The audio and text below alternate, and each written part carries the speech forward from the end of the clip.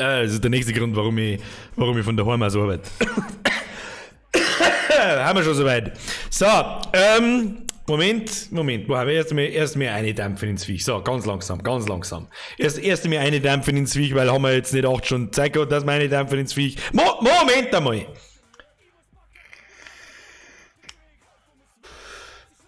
So, geht der Ton eigentlich? Ich glaube schon.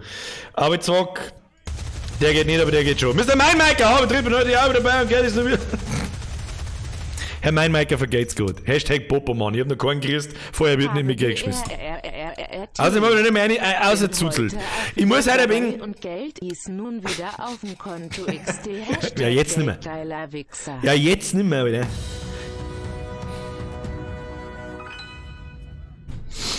Weiß-blaue Karos ist so geil.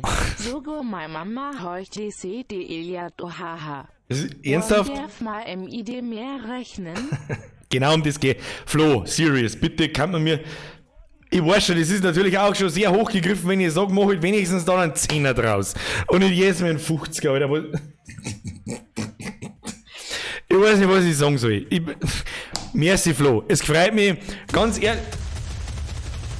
Ja, ich glaub... Ich habe ein Stück Käse. Man gibt mir ein Stück Käse, steht da noch rum. Und ein bisschen was von meiner Rahmensuppen. RRT Hashtag Bobomann. Das war das Snooze-Beni. Warum wird denn Snooze-Beni? Seid ihr... Okay, Kinder, so langsam. So, Donation, Schluss jetzt. Ich muss was erzählen. Phase 1. Ich bin leichter Kate. Okay, deswegen kann ich halt nicht so umeinander blären, wie ich das normal tue. Und ich glaube, mein Herz auch wegen, dass ich heißer bin wie ein Arschloch. Und rotzen tue ich und was weiß ich. So, Phase 2. Wir sparen uns irgendwelche Idioten-Corona-Witze, weil gar nicht so weit hergeholt ist, dass ich es vielleicht sogar hab. Okay? So. Nein, es geht halt nicht um Corona, auch wenn es im Thumbnail steht. Herr Snooze bin ich erstmal merci für den 10er wieder. War auch klar! Hab ich erst noch ein bisschen, was soll ich? Ja, genau. Erzähl ich auch gleich. Wir haben heute sehr viel zu besprechen, Kinder. Wegen Sport, Amerikaner, Musiker, liebe. RRRTRUS im Nachbarland. Bin seit heute beurlaubt. Muasa Weng Spur am Hashtag armer Musiker wie Grias F oder Frau und mir. Herr Link, merci. Herr Reisinger, merci. Ich darf euch so gern was erzählen. Jetzt machen wir erstmal Folgendes. Donation Sounds machen wir nicht aus, aber wir machen es leiser, weil es nervt. Flo! Ja, ist ernst gemeint. Okay, wie war's mit 5... Nein! Stop it! Sieh's, Alter. Sieh's! Scheiße, ich hab die Kamera nicht umgestellt. Warte mal. Okay, wie was im ID 5x10 haha. Flo, merci. Reisinger, merci. Zwangsbeurlaubt, oder was? Also, unbezahlter Urlaub-Dings zu Hause. Da möchte ich aber auch hoffen, dass da kein goldener Rahmen mehr aufteilt. Und an alle vielleicht auch. Denkt einmal vielleicht 2 Wochen voran. Ja? Nicht, kauft's weniger Scheißpapier und was weiß ich und werft's mir weniger Geld ins Gesicht, weil was soll das? Wir kriegen mal ernsthafte Probleme in diesem Land. Ja? Weiter reden wir schon gar nicht über diesen Corona-Mist. Okay? Weil es sowieso kein anderes Thema mehr gibt, aber auch zu Recht. Okay? Herr Mach, vergesst wieder den Zwickel einer 2. Bürger dran, gehen, aber das Mikro übersteuert. Was? Das klang. Weiß nicht, wenn ich da meinen Goschen nicht direkt einhalte, dann weißt du. Herr Teimel, vergesst für den Euro. Flo, haben wir auch schon gehabt. Es war merci Leute, chills. Jetzt grüßt mich erst einmal in den Haufen rein, soweit ich das kann, weil jedes Mal, wenn ich Vollgas einschnaufe, muss ich husten wie ein kleines Schuldirndl. Jetzt pass auf. Habe die Ehre an, den Jonas, den Matthias, den Dominik, den Michael, den Herrn Achatz, der dahinter steht, den ich gerade nicht lesen kann, der Herr Arthur, den Anonymous, die Maria Meier, den Sepp Strell, den Herrn Ritzinger, der vom Dampfisch wieder aus dem Leben geschmissen worden ist, der Jeremy Zahn, an Nightbot grüßen wir alle ganz speziell, an Scarf Tobi, an Herrn Schieber, an Herrn Leubel, an Donizifix, an Herrn Schachtel, an Feinklucke, wer hat jetzt da damit, ich glaube, der Herr Krause einen Euro hergeschmissen, habe dritt Leid ist Spui und da werde ich voll sentimental. Was? Dein Lied ist super und da werde ich voll sentimental. So, wir werden uns heute über die Musik unterhalten. Wir werden uns heute über ganz kurz über meine Arbeit etc., wie das momentan läuft, weil momentan geht's um nichts anderes mehr wie um scheiß Virus hier, Ausgangssperre dort, alle haben schulfrei, die meisten freuen sich, die anderen die Hälfte sagt wieder so, Alter, wer ihn interessiert, der scheiß Virus, bla bla bla bla bla. So bin ich, aber meine 4000 neuen Klopapier sind schlimm. Du bist also der Huren. Du bist... Du bist also der Hund, der wo es wegkauft, damit er nicht durchdrehen. Fix! Herr Bayer, vergelt's gut. Leid, danke. Habe ich im Glitzerland. Merci, Leid. Merci. Ist gut jetzt, ja? Es klang jetzt schwer eigentlich für den ganzen Abend, okay? Okay, chill. Viel wichtiger ist, hat irgendjemand Minecraft? Mein Plan lautet folgender. Ihr habt alle schulfrei. Alle. Ja, oder nicht alle, aber viele. Ja? Weil es im Chat gerade gefallen ist, ich bin leicht krank, ja, es war also, meines Erachtens war es grob fahrlässig, wenn ich in die Arbeit gehe, ich bin einer von ganz wenigen bei uns, der wo halt Homeoffice machen kann, darum tue ich's auch. Mr. Raiden, erstmal gute Besserung, wir werden eine Minecraft starten, aber auch mit einem, weiß ich nicht, was es ist, ein ultra geiler Mod. Merci, Herr Raiden, zudem gibt's gleich dann noch was im Anschluss. So, die einzigen zwei eigentlich, Bitte, Franziska, Vanessa und Franziska, Kruzifix. Ich kann doch so viel gleichzeitig nicht lesen. Leider, jetzt lasst mir bitchen, was jetzt sehen. Bitchen. Ja, bitchen. Okay? Ja, also ich habe auf alle Fälle noch eine gute Nachrichten, was den Minecraft-Server betrifft. Okay? So. Ich und Birgerin, wir arbeiten in derselben Firma, wir haben halt Homeoffice. Das heißt nicht, dass wir am nächsten Tag nicht aufstehen müssen oder sonst irgendwas, deswegen werden wir mich halt nicht bis um 11 streamen. Nur dazu wird das wahrscheinlich meine Stimme nicht überleben, bis um 11 zu streamen. Denn, wie gesagt, ich habe so leichte Anflüge, Mr. Smurfin, ich mag auch mal... Stop it! Ich hab Zweig nur Arbeit irgendwo in Dinge investiert, da ruhig jetzt einmal. Moment, das tut mir wirklich leid, die umeinander Husterei, aber ich kann es auch nicht ändern.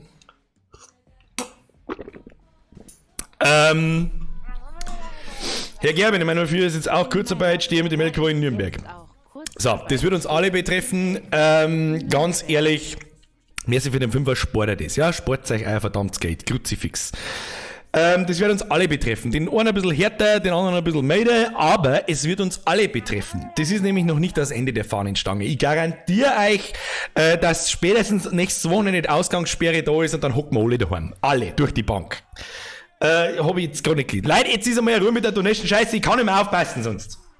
So, Corona am Arsch, das war's schon. So, in dieser Zeit wird uns aber verfickt nochmal fucking langweilig sein. Ja?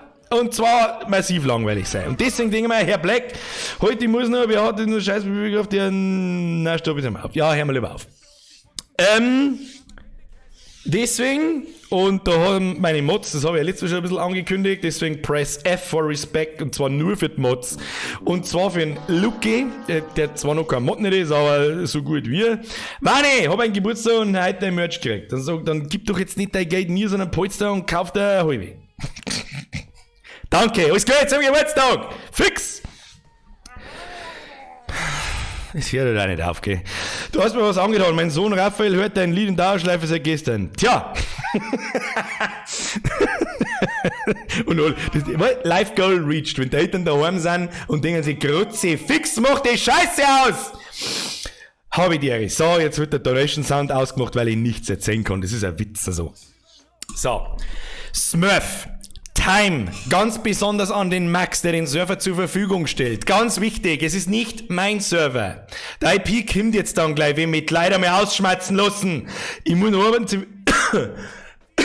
arbeiten, Chefdrecks, fix drin, was Worms hilft anscheinend. Ja, da habe ich jetzt gerade, ich hab das auf den ganzen Tag schon irgendeinen warmer Scheiß, aber er hilft nicht. Er hilft einfach nicht, hilft nicht. Ist wurscht, ich tue da noch mehr einzuzeln, Moment. So.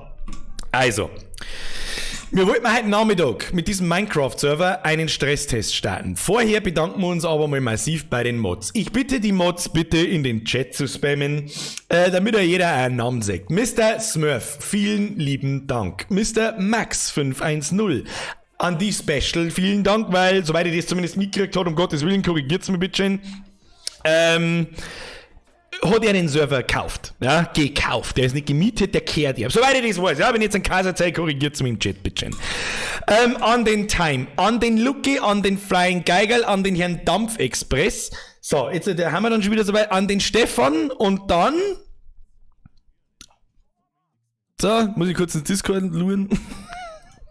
Nicht, dass ich jemanden vergisst, aber ich glaube, ich habe alle. Was bin ich schon über mein Haupt, aber ich glaube, ich habe alle. Patrick, Entschuldigung, Padre 1. Oh Gott, ja, Padre 1. Wir haben mittlerweile so viele Padres, dass ich es einfach verplane. Vielen lieben Dank. Das waren eine Fs, to your heart, Brudis. So, heute Nachmittag wollte ich meinen Stresstest starten. Leute, ich passe jetzt nicht mehr auf Donations auf, weil es jetzt gerade nicht geht. Ich möchte was erzählen. Sehr fix! Passt schon! So. Dankeschön, Leute. Aber dennoch. Wollte meinen Stresstest machen. Es ist ein Server mit 52 Slots. Warum genau 52, weiß ich nicht, aber da haben 2 irgendwie reserviert oder wie auch immer. Machen wir es gerade 50 Slots, okay? Also, es wird dieselbe Sache gelten wie beim Landwirtschaftssimulator vor über einem halben Jahr. Wer zuerst kommt, malt zuerst. Es gibt den harten Kern, unter anderem mich und natürlich auch die Mods, die sich darum kümmern, die einen reservierten Server haben, Server-Slot haben. Das heißt, wenn der vor ist, die kommen trotzdem auf, irgendjemand random wird gekickt. Nummer 2. Es gelten etwas ist ein bisschen untertrieben, wenn ich sage, aber es gelten weit schärfere Regeln, als das beim Landwirtschaftssimulator der Fall war. Ja? Die Regeln stehen, wenn du auf den Server kommst, direkt. Du gehst aus dem Ding, das wollen wir uns jetzt nachher dann irgendwann anschauen. Und wer sich nicht dran hält, ich kann es nicht anders sagen, es gibt keine Gnade. Okay? Also ich kann es nicht anders sagen, es gibt keine Gnade. Wer irgendwie meint, der muss trollen, Scheiße bauen, Blätter herreden, was auch immer. Ich sag's euch, wie es ist, Moderatoren verstehen keinen Spaß. Und das geht nicht von mir aus, also auch natürlich auch ein bisschen so ist es nicht. Aber der Server gehört nicht mir. Es ist bloß quasi mein Community-Server in dem Sinn. Aber der Chef ist im Prinzip eigentlich jemand anders. Nicht ich. Darum führt sich anständig auf. Es gibt auch, eigentlich, wie haben wir vorher gesagt, ist die pädagogisch wertvollere Art und Weise gar nicht so mit Hass, brennende Zaunlatten und Bannerei zu, wie soll ich sagen, zu drohen, sondern mit Belohnungen. Leute, wenn ihr mitmacht, ihr bringt euch in Community ein, ihr tragt was bei, ihr bastelt, ihr helft, ihr hat's da und was das dann fällt uns das auf. Ja, das wird uns definitiv auffallen. Und dann gibt es auch Whitelisting und Clusterreservierungen etc. etc. Ich hoffe jetzt, ich habe doch selber von Minecraft noch nicht so viel Plan, aber ich glaube, dass jeder, der Minecraft spielt, einigermaßen weiß, von wo sie da schmerzt.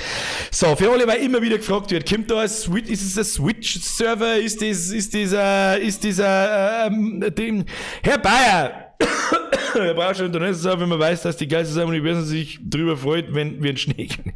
We love you, nicht overall. Erst einmal kommt mal irgendwie anders und irgendwann dann vielleicht mich. Merci für den 5 heute. So. Es ist only PC, Java-Version, ich weiß nicht, ich sag's euch, wie es ist, ich weiß nicht, wo diese Java-Version, auf welche Geräte die noch läuft, wo man da joinen kann, aber meines Wissens nur am PC, okay? So, es ist für den Anfang eine Vanilla-Version und Version 1.15.2, glaube ich. Aus, fertig, Amen. Warum? Ganz einfach, weil ich das Spiel in seiner Ursprungsform genießen möchte, weil ich es einfach die letzten 10 Jahre nicht gespielt habe. So einfach ist das. Das habe ich letzten Mittwoch schon gesagt, dass ich ganz, ganz gezielt und ganz, ganz furchtbar absichtlich Vanilla spielen möchte, okay? So. Herr Hochträger, vergessen Sie nicht, Weißbleich, also auf der Party, korrekt ist geil. Das freut mich wirklich immens. Ich habe auch durch die Bank nur positive Reaktionen drauf, aber über die Musik unterhalten wir uns gleich. So. Folgendermaßen wird das jetzt laufen. Wir haben versucht, einen Stresstest zu machen heute Nachmittag. Haben wir aber bloß 25 Leute zusammengebracht und haben einen, wie soll ich sagen, ja, halt einfach den Server nicht voll braucht, damit wir jetzt nicht 100%ig wissen, ob der Server stabil läuft, wenn wir mir voll machen. Ja? Aufpassen jetzt, was ich jetzt sag. Wenn der Server jetzt abraucht und irgendjemand dann gescheit daher schmerzt, dann war's das. Von dieser Art und Weise von keine Gnade rede. Ja? Wenn ich einen ellenlangen Text heute Nachmittag nämlich schreibe, das ist ein Stresstest, kennst du mir bloß auf den Server, bla bla bla, und dann ist der zweite Satz, den jemand schreibt, du bist lame. Dann muss ich sagen, ja, dann bist du Kandidat 0 und der Märtyrer dafür, mal besser das Maul zum halten. So, Herr Reisinger, vergesst ich mich nicht wirklich. Hast du dann die Server quasi gesponsert gekriegt? Lol, geht geiler Wichser. Was heißt, also im Prinzip ja. Ich hab, ganz ehrlich, das haben sie einfach von selber da. Ich habe nicht darum gebeten. Ich hab nachgefragt, aber es wurde mir einfach angeboten. Von meinen eigenen Mods, ja, so sind Mods. Brutalste, die es gibt. Press F for Respect, und währenddessen zusel die nochmal. So, ich werde jetzt dann die IP, beziehungsweise die Server-URL posten. Und dann gut, wer zuerst kommt, malt zuerst. Haben wir das verinnerlicht und verstanden? Ja? Mir ist durchaus bewusst, dass die Minecraft-Community viel größer ist als die Landwirtschaftssimulator-Community. Und dass da jetzt dann auch 50 Leute drin sind und nicht bloß 10, wie es beim Landi der Fall war. Aber beim Landi hat das so schön funktioniert, dass sich ja jeder zusammenreißt. Es war auch schön, wenn das in Minecraft funktioniert. Das war wirklich einfach nur schön. Okay? So. Man, ich muss ja noch mal ein Stück Käse essen. So, das heißt quasi, wir machen jetzt einen Stresstest. Okay? Das ist ein Test. Ich kann es nicht nur 100 Mal sagen. Wenn der Server läuft, Brudi, nice. Wenn er abschmiert, haben wir Pech gehabt. Währenddessen dieser Stresstest läuft, meine Mods werden sich da schon darum kümmern dann. Währenddessen werden wir uns ein bisschen über die Musik unterhalten. Was habe ich gemacht? Wie ist es angekommen? Was ist der Plan? Warum gibt es da nicht? Warum gibt es da? Und. Sämtliche scheiß Fragen, mit denen ich seit gestern Nachmittag wirklich zugeschissen wird. Sprichwörtlich zugeschissen wird. Da werden wir uns gleich drüber unterhalten. So. Wichtig, schreibt der Daumfler nochmal, dann sage ich es nochmal. Es ist die Java-Version 1.15.2. Okay. Mr. Only Aaron, schreib mir nicht so viel. Oh Gott, du bist neu. So, jetzt muss ich nur noch schnell die IP selber aussuchen. Ich hält, weil da drin wieder im Chat wieder alles nach oben geschoben wird. Whitelist hier, Whitelist da, bla bla bla. Mag mal irgendjemand so nett sein, bitte, und ins Discord in unseren Mod-Schmerz bitte die Server-IP einschreiben. Das war toll. So. Wo schreibe ich die Server-URL ein? Ich werde das jetzt einmal in den Chat posten und dann werde ich die YouTube-Beschreibung anpassen und schreiben da auch eine. Okay? So, es kann sich nur um Sekunden handeln. Ja, genau, was vielleicht nur dazu zum Sagen gibt, auf meinem Discord-Server, Link ist in der Beschreibung, oder du gibst im Chat Ausrufezeichen Discord ein und wartest, bis der Nightbot einen Discord-Link schickt, ein Original Bart Simpson, das ist ein Test. Ich habe extra Minecraft Schmerz, Text-Channel eingerichtet und Sprach-Channel eingerichtet. Gleiche Regeln. Führt euch anständig auf da drin. Es gibt keine Gnade. Und es gibt dann nachher kein Geheule und Entbannen. Mehr mag ich nicht sagen. Wer nicht aufpasst, Alter, selber schuld. Hilft einfach nicht. Was mein Mic kratzt heute. Was ist denn da los? Ich hab nichts da. Ich sag's euch, was ist, ich hab überhaupt nichts da.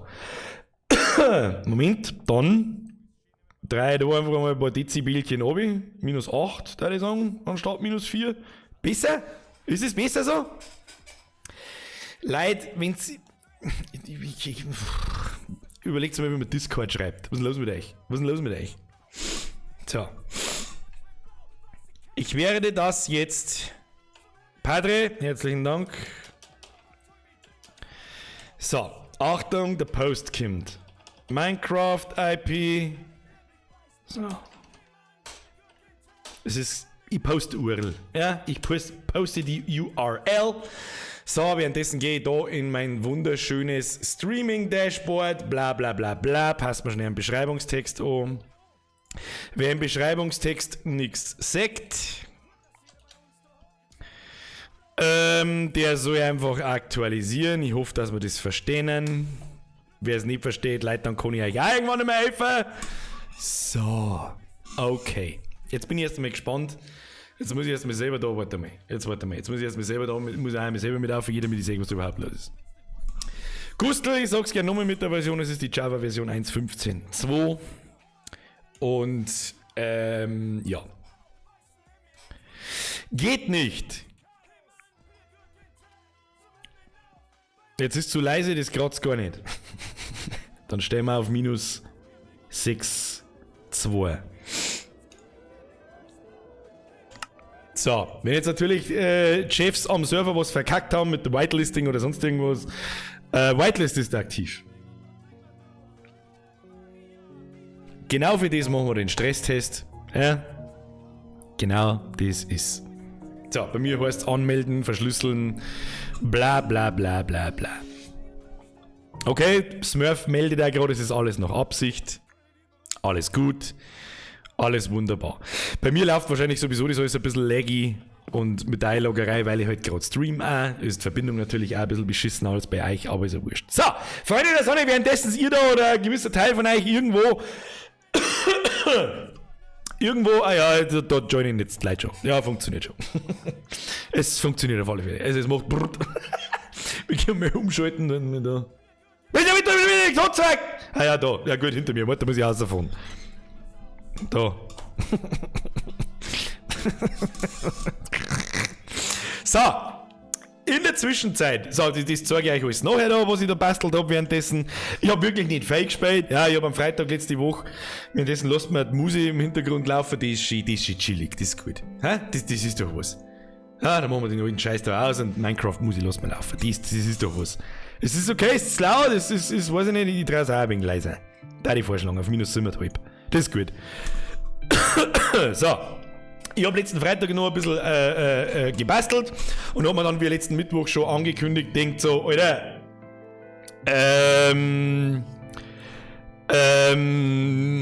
wieso soll ich da Singleplayer mal anspielen, wenn eigentlich schon der Server so gut wie steht, und habe da noch ein bisschen umeinander gebaut. Der Server ist voll, meldet der Dampfexpress übrigens, ja. Also, wie gesagt, wer reinkommt, kommt rein, wer nicht, der nicht.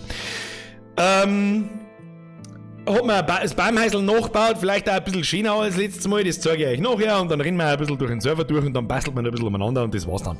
Ich habe mich so wenig wie es geht mit dem Spiel beschäftigt, ich bin dann einmal den ganzen Tag bloß umeinander gelaufen und habe gefarmt, damit ich was bauen kann, wenn wir dann streamen. Das machen wir aber nachher. Jetzt unterhalten wir uns erst einmal über die Muse. Okay? So. Leute, bin ich schreibe, da war einfach noch eine Sekunde voll. Ja, das war auch abzusehen. Ja?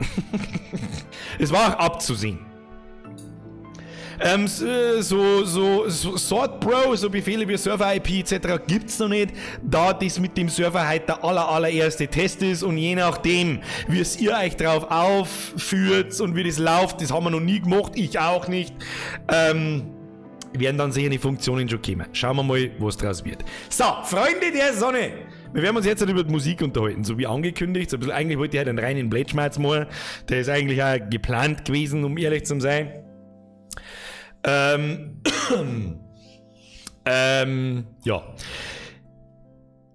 Das erste, was ich sagen muss, ist, Brudis und Schwessis, to your heart, ich war so massiv nervös, weil es halt einfach was komplett nice war, von der Art her, was es überhaupt ist. Es ist, und noch dazu war es nichts Lustiges. Es war kein Video. Es war nichts, was ich jetzt schon 100 Mal gemacht habe, oder zumindest 30 Mal gemacht habe. Sondern einfach gemacht. Ne? So. Ja, jetzt sitze ich da und denke mir so, holy shit, das eskaliert voll. Vielen lieben Dank dafür. Das ist verrückt.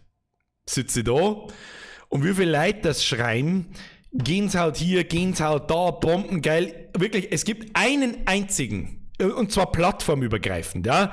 Ich war in der Woche noch nie so aktiv auf Instagram wie die Woche. Facebook-Posts mit so ein bisschen ankündigen und. Ja, da habe ich mir natürlich gedacht, weißt du was, das probierst du jetzt einfach mal aus. Habe ich auch so noch nie gemacht, halt leider ein wenig auffixen, auf was Neues, bla bla bla. Der Herr Backshot-Bild schreibt auch gerade was, das Lied hast du doch schon mal ähnlich vor 5 Jahren hochgeladen, korrekt, das erklärt, deswegen reden wir jetzt über die Musik. warum, weshalb, manch einer das von euch schon kennt, aber das darf halt vielleicht, lass einmal das innerhalb der Community 5000 Leute sein, wen überhaupt, die den alten Zeug kennen. Und meine Community heute, ja, die ist halt 15 mal so groß und wir haben ja mittlerweile 80 bis 100.000 Leute und die kennen das halt nicht. Und ich mag nicht hergehen und einfach die Musik von damals nehmen und die einfach noch mit neu aufladen, damit es die Leute mitkriegen. Weil erstens ist mir das einfach, zweitens ist das Zeug einfach 5 Jahre alt, okay? Und keine Ahnung, man verändert sich vielleicht auch mal in 5 Jahren, so ist es nicht. Und ich hab mir einfach gedacht, weißt du was, befasst dich einfach mal wieder mit der Thematik, mach was Neues, ja. Und offensichtlich ist es ganz gut angekommen. Ja. Natürlich, ich glaube, dass ich 1 oder 2 Mal irgendwo gelesen habe, so das alte war besser. Ja, dann hörst du halt das alte, Alter. Was kann ich da dafür? So, warum gibt's Remakes von dem Ganzen? Das hat einen ganz, ganz furchtbar schwerwiegenden Grund. Nämlich, ich glaube, jeder Zweite, der die alte Musik kennt oder hört oder weiß, was es gibt und dann schreibt, muss sich die ganze Zeit, ja, ich muss mir das in YouTube oder ich muss mir runterladen oder sonst irgendeinen Scheißdreck. So, ich mache nach wie vor alles selber. Ja? Das habe ich damals nicht. Warum habe ich das damals nicht? Damals hat mich keine alte Sau kennt, lasst da meine Community einmal aus 5 Leuten bestanden haben, das war mir einfach scheißegal. Und ich habe einfach Lust drauf gehabt, weißt du was? Ich glaube, dass Musik machen auf Borisch ganz lustig war.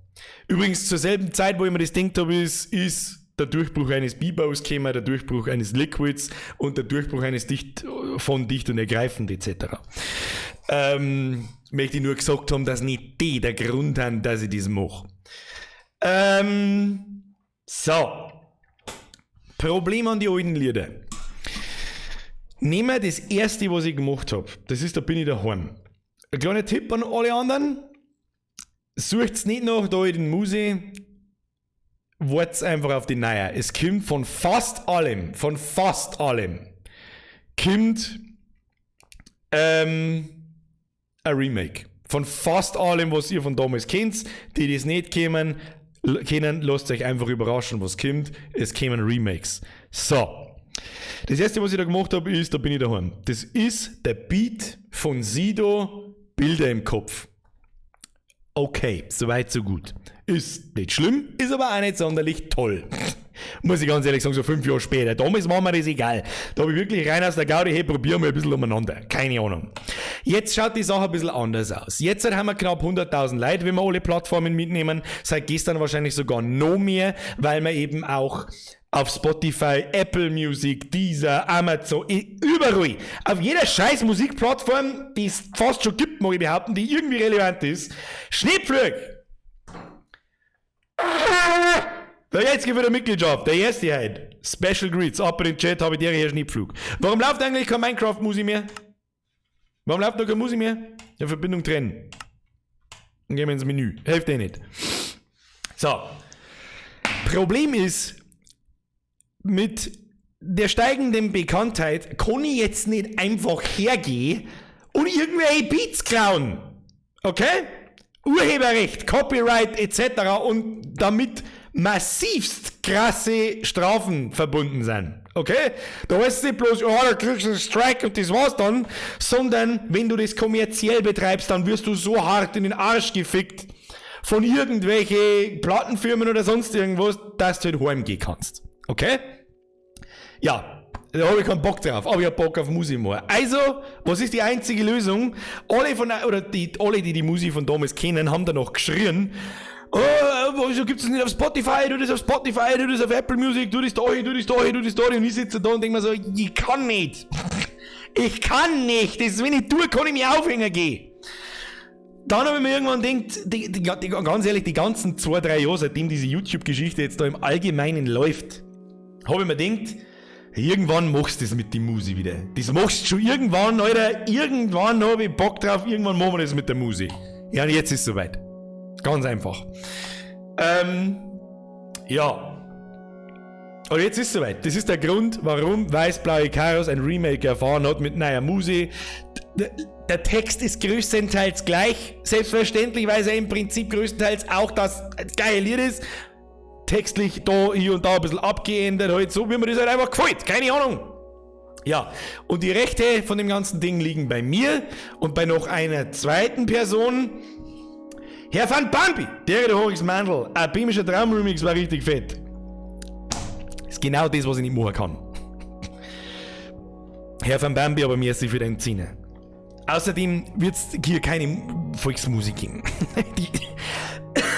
Die wird es einfach nicht geben. So. Merci dir, Leute.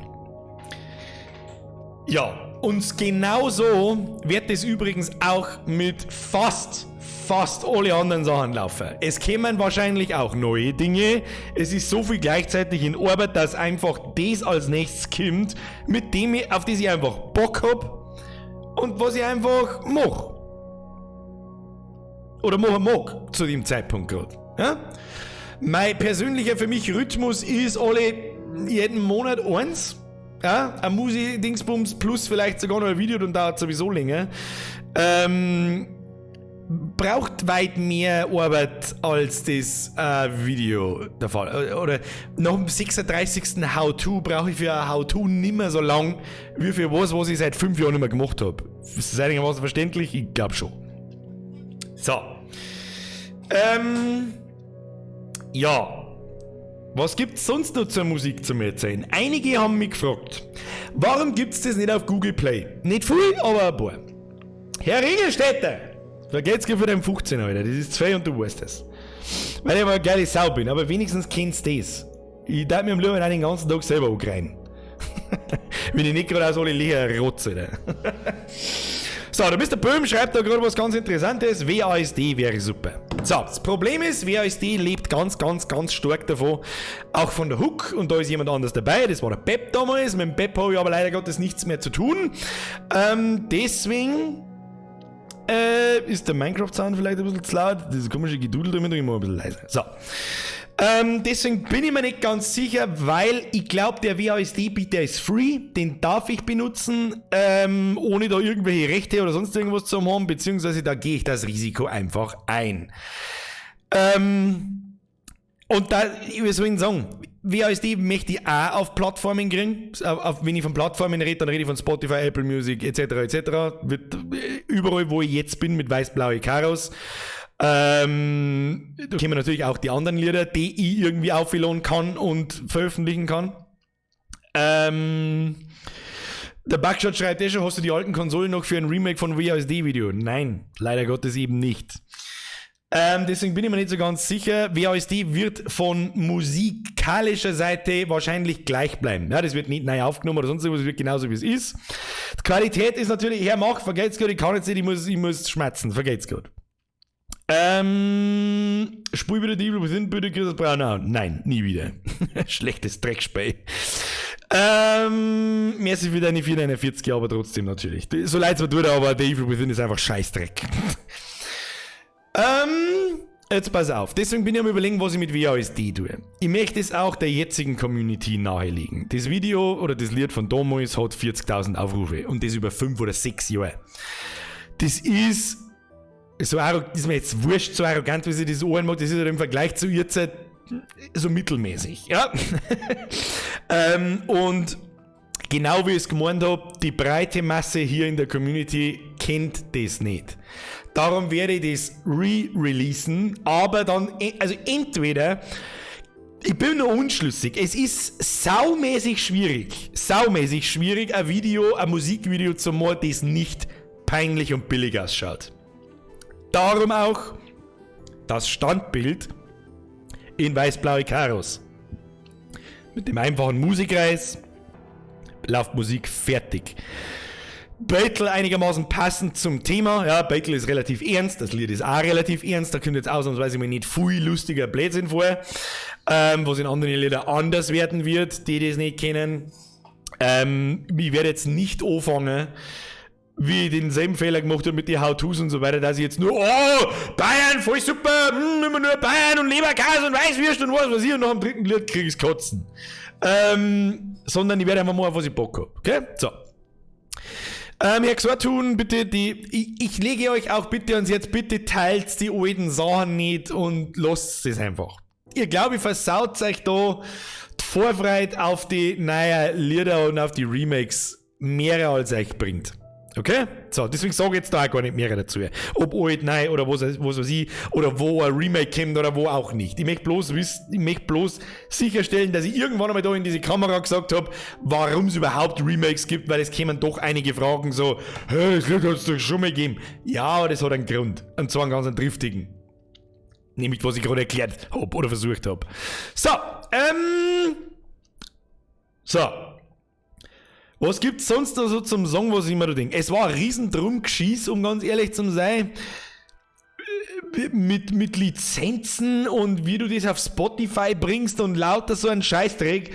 Das hat mich genervt ohne Ende. Da tue ich echt seit Mitte Januar umeinander oder seit Ende Dezember eigentlich, wie ich das anstehe und wie das genau funktioniert, dass das dann auch zu dem Zeitpunkt online ist und was weiß ich. Also das hat mich genervt ohne Ende. Aber jetzt läuft's einigermaßen und passt. So.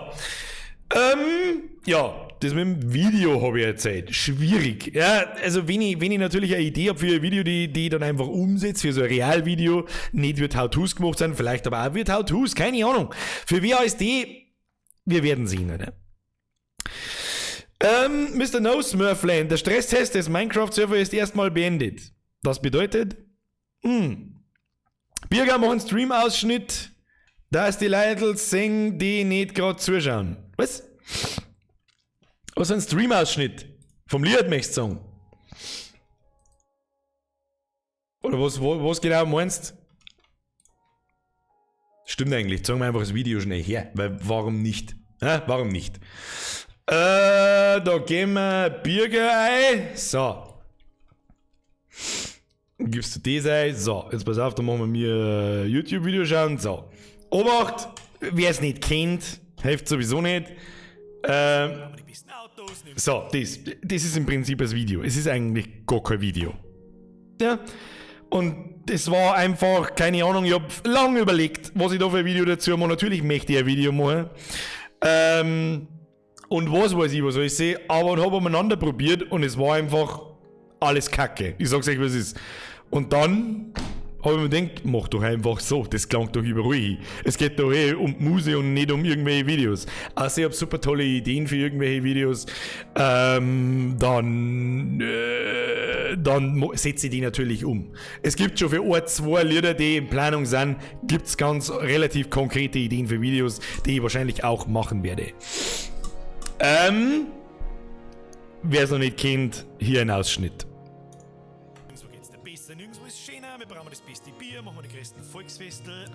Ich möchte einfach bloß dabei schnell rauchen und ihr hört euch dabei die so. So schaut's dir mir aus.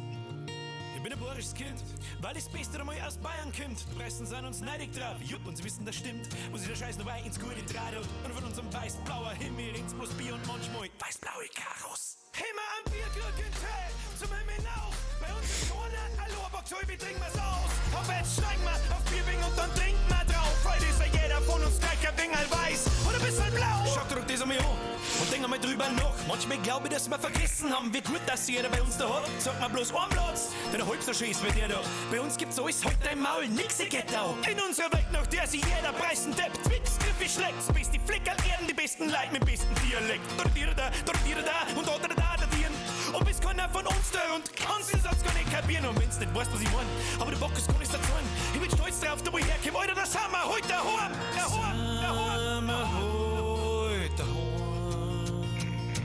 Wo sich jeder Scheiß noch weit ins Gute trat und von unserem weiß-blauer Himmel rings bloß Bier und manchmal weiß-blaue Karos. Immer am Bierglücken Tee, zum Himmel auf. Bei uns ist keiner ein Lohrbock-Toy, wie trinken wir's aus. Auf jetzt steigen wir auf Bierbing und dann trinken wir drauf. Heute ist ja jeder von uns gleich ein Wingel weiß und ein bisschen blau. Am Bierglücken Tee, zum Himmel auf. Bei uns ist keiner ein Lohrbock-Toy, wie trinken wir's aus. Auf jetzt steigen wir auf Bierbing und dann trinken wir drauf. Heute ist ja jeder von uns gleich ein Wingel weiß und ein bisschen blau. Gemütlich, grantig, Depf, heu bin Schweiners Knächelsulz. Was du dein Leben lang suchst, ist unser Standard-Lebensgefühl. Mein Bierst mit der Wurmst, bist nirgends richtig daheim. Ich kann auch nichts sehen, der Vierter ist bei, ich kann nicht mehr weiß, was Heimat heißt. Da freut mich bloß an sein. Hoch, auf unser Freiheit. Freistaat, wo's flauschig ist und auf Schneedewichs und auf das Maßkrügel dabei hast. Es ist einmal Bayern drin, wo heute mal Bayern draufsteht. Und ich bin mir sicher, dass es bloß wegen uns daher und aufgeht. Kann nicht überall so schön sein, aber hilft er nicht gegen uns nach der Zeit. Leider kein Schuss, Pulver nicht. Kann nicht überall so schön sein. Wo sich jeder Scheiß nur ins gute Draht hat. Und von unserem weiß-blauer Himmel ringt bloß Bier und manchmal weiß-blaue Karos. Immer am Bierglück und Tee, zum Himmel auch. Bei uns ist Corona, ein Lohrbock-Tobi, trinken wir's aus. Und jetzt steigen wir auf Bierbing und dann trinken wir drauf. Weil ist ja jeder von uns gleich ein Bingel weiß und ein bisschen blau. Bierglück und Tee, zum Himmel auf. Bei uns ist Corona, ein Lohrbock-Tobi, trinken wir's aus. Und jetzt steigen wir auf Bierbing und dann trinken wir drauf. Heute ist ja jeder von uns gleich und bei euch nicht. Oh. Immer am Bierglück und Tee, zum Himmel auf. Bei uns ist Corona, ein Lohrbock-Tobi, trinken wir's aus. Und jetzt steigen wir auf Bierbing und dann trinken wir drauf. Weil ist ja jeder von uns gleich ein Bingel weiß und ein bisschen blau. Am Bierglück und Tee, zum Himmel auf. Bei uns ist Corona, ein Lohrbock-Tobi, trinken wir's aus. Und jetzt steigen wir auf Bierbing und dann trinken wir drauf. Weil ist ja jeder von uns gleich ein Bingel weiß und ein bisschen blau. Das ist eine schöne Pause. Ja? Jetzt haben wir wenigstens irgendwas, was wir irgendwann langsam immer wieder mal für so Mini-Pausen zwischen der Stunde eine durchkennen. Also, ich habe jetzt gerade ein bisschen mitgelesen. Wo ist das Beitel gemacht worden? Bei uns in Landau am Friedhof Busheisel. Eigentlich ja, in der Natten vom Rallweg, irgendjemand hat's gesagt. Dann kommt 99 KB. Da ist dasselbe Problem. Ich bin mir beim Beat nicht sicher. Ob ich den einfach, weißt schon. Die Hub gibt da so das Sommerfeeling, Herr Flo, das freut mich sehr. Ich war mir ganz ehrlich, ich war mir sehr, sehr unschlüssig bei dem Ding. Es ist schon sehr poppig, ja, brauchen wir nicht diskutieren. Es ist schon sehr poppig. Ob das noch recht viel mit Rap zum Tor hat, nee. Aber ist mir egal, Alter, ich bin einfach zu alt dafür, dass ich mir in irgendwelche Musikrichtungen aufhänge. Entweder es soll einfach, um ehrlich zu sein, genau das auslösen, was mir die Leute schreien. Wenn ohne Scheiß, wenn irgendjemand von euch schreibt, er kriegt da eine Gänsehaut dabei, weißt du, was wir irgendwie vorkommen? Das keine Ahnung, das reißt meinen Schell, weil ich mir denke, Alter, geil. Geil! Dann habe ich 100 mehr erreicht, als ich jemals vorgehabt habe. Oder gemeint habe, was ich erreicht damit. Und das nach dem ersten Ding. Die anderen Sachen werden nicht so poppig, sag ich gleich schon mal. Das ist einmal das allererste. So, Herr Raiden, ich kann noch nicht mehr 5 Sachen gleich, wer war ich? Raiden, wenn's mich fragt, gehört das Lied ins Radio, bei dem Scheiß, was sonst läuft. Ja.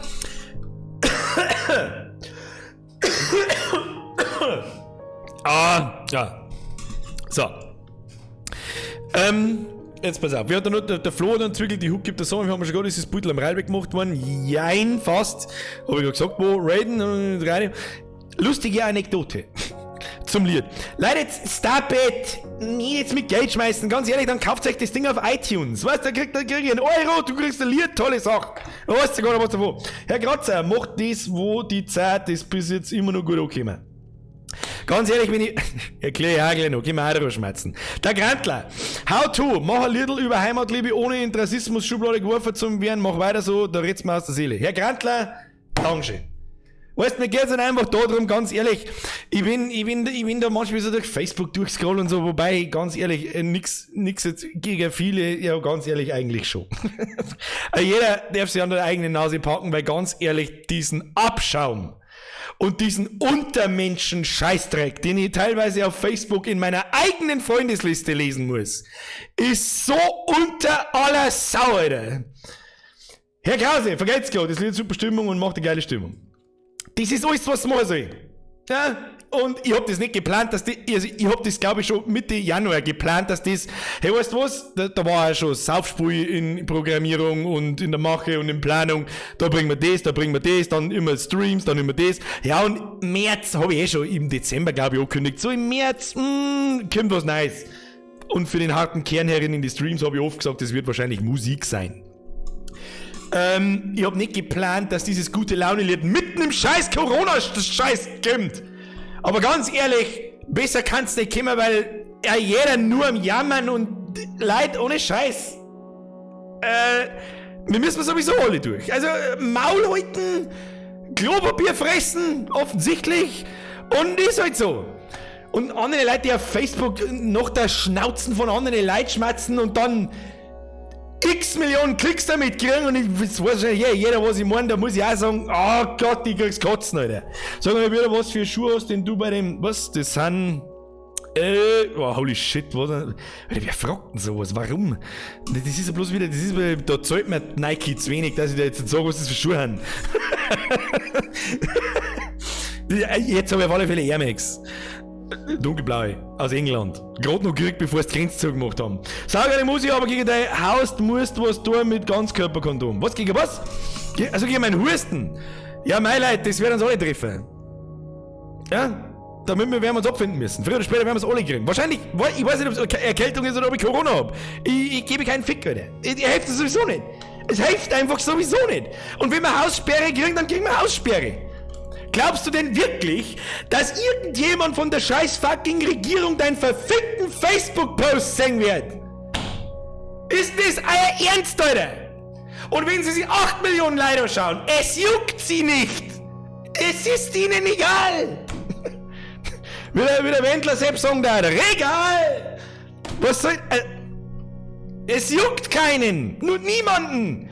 Herr Bernhard, vergessen Sie mal zu gleich damit. Darf ich das als Frauen auch hören? Finde ich geil. Das ist das Schöne an Musik, Alter.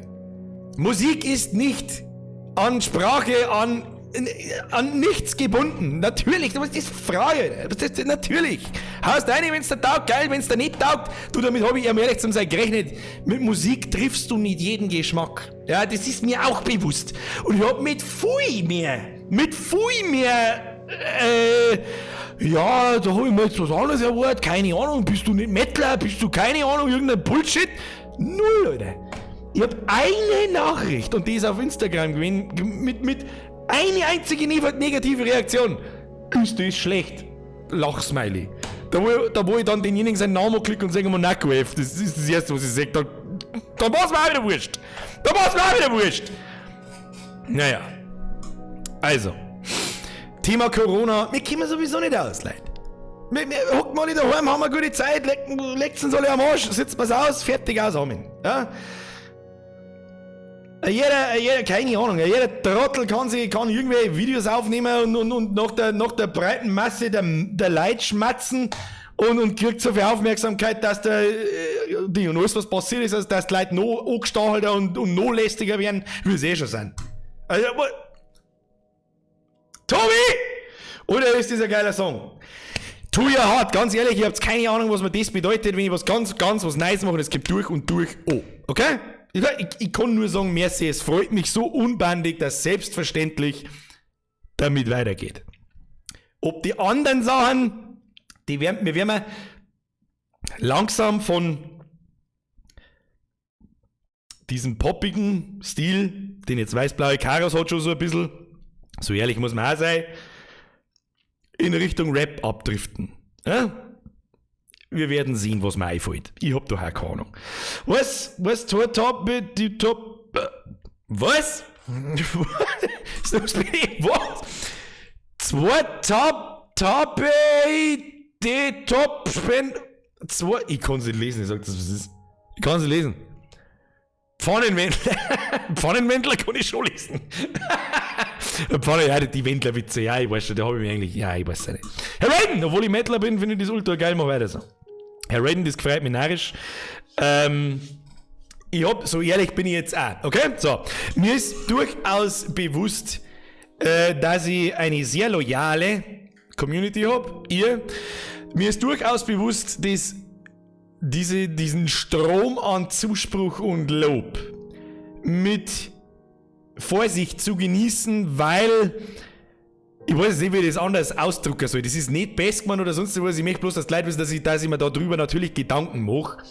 Julian, vergeht's gut. Heute auch Schleife Kerz, Lied spricht aus dem Herz. Das freut mich sehr. Vielen lieben Dank. Dass mir durchaus bewusst ist, wenn ich das jetzt ganz krass überspitzt sagen muss, ja, und wer das jetzt wieder falsch versteht, dann ist mir auch wieder wurscht, weil es nicht hilft. Dass ich theoretisch in der harten Fanboy-Gruppen da herin fast tun kann, was ich will, und es heißt immer, oh, geil. Das sehe ich zum Beispiel an so Leuten, die wo halt 1 Sekunde nachdem ein Video online ist, geilste Scheiße ever, ich hab mich totgelacht. Da wo ich mir denken, so, Alter, du hast da keine 10 Sekunden vom Video gesehen. Da hab ich dann einmal Hippins gesagt. Das meine ich damit. Ja, aber wenn's davon gehe ich schon aus, wenn das jetzt nichts war oder wenn es total daneben vorbei ist oder sonst irgendwas, dass ich mir das sagen darf, um Gottes Willen. Ne? Leitbeni, was für ein Teil verstehst du nicht?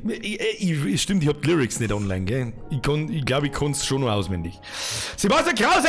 Was ist da wieder gestanden? Loyal, Montag und Mittwoch ist Bier sein. Bist echt zum Alltag und zum Muss geworden. Das ist auch was, das werde ich auch nie verstehen. Also das werde ich nie nachvollziehen können, ich kann immer nur Merci machen. Ja genau. Timo, nein, jetzt stop it! Dann hebt euch das Geld für die Konzertkarten auf. Das ist irgendwann mal passieren. Der Leitbini schreibt, jetzt pass auf, der Leitbini versteht den Text nicht. Da wird es vielleicht noch mehrere so geben, das ist ja ganz normal, im Dialekt sowieso. Manche stehen dann ein bisschen schneller. Ja, ich weiß schon, da ist der Flow vielleicht nicht so ganz ausgereift, aber ich kann's halt nicht besser, mach's halt dann besser. Fix. Mr. Desoldering. Der Bass von dem ist perfekt auf dem Frequenzbereich von der Bassbox von dem Auto. Ja, das war Absicht, Alter. Pro-Gamer. Es ist übrigens auch ganz wichtig. Ich bin sehr stolz, muss ich auch dazu sagen, ich bin sehr stolz. Und ich lobe mich selber nie. So gut wie nie. Wenn ich mit Sachen fertig bin, dann sage ich, ja, jetzt kann ich es nicht mehr hören oder singen, das weg. Dreck. Aber im Vergleich zu den alten Liedern ist die Qualität was ganz was anderes. Ja, habe ich zumindest den Eindruck. Die Soundqualität ist immer noch nicht Studio-Level, ja, ist mir auch klar. Ich hab kein Studio, abgesehen davon. Ich mische das selber ab, ich nehme das selber auf, ich mache alles selber. Alles, durch die Bank, okay? So. Und das, glaube ich, ist ein bisschen ein anderes Level wie vor 5 Jahren. Also schon deswegen möchte ich die Remakes machen. Okay? So. Leute, stop it now! Ich kann nicht auf die ganzen Donations aufpassen. Was ist denn los mit euch? Kurz und bündig, dein Oni hat die alle. Nein, ich muss ich noch mit anlesen. Kurz und bündig, der Oni hat die alle lieb. Nein, echt mega gut, Lieder, besser Streamer. Dankeschön. Minky, ich hab's gerade schon im Chat gesagt, aber so ein Gänselhaut wie bei dem Lied krieg ich selten. No shit, grüße Sie recht. Das freut mich sehr. Und selbstverständlich kennen unsere Lieblingsnachbarn weiß-blaue Karos genauso mit rot-weiße Streifen singen. Okay? So. Mr. X-Proof Chaos, Konkurrenz für Biber und dicht und ergreifend. Ganz ehrlich, wenn ich jemals auch nur 10% so weit komme wie die, dann mache ich knockert Flickflacks auf dem Kaufland. True Story, Bro. Da brauchen wir nicht schwarzen, da komme ich nicht ohne. Ja, die machen das ein Leben lang, ich nicht. Das ist der Unterschied. Aber, so heißt nicht, dass es ein paar andere in der bayerischen Rap-Szene gibt, über die ich mich nicht schon lustig gemacht habe, wie ich noch 15 war. Und was gibt's Schönes? Sie über dieselben Leute, die immer noch da sind, aber die immer noch keiner anhört. Thema Battle Rap. Ja, das überlegen wir uns einmal noch. Da gibt's schon ein paar, da wo ich mir denke so, Alter, mit ein paar lege ich mich nicht an, oder so, weil ich ein paar davon auch ganz cool finde und wirklich feiert. Sie Bibo zum Beispiel, da hat man niemals einfach, dass da irgendeine Stänkerei gibt. Aber ein paar andere nicht, wo ich mir denke so, mein Freund, die rasiere ich, bis du nicht mehr weißt, wie es heißt. So. Jetzt muss ich mal schnell trinken, weil es wird immer schlimmer. So.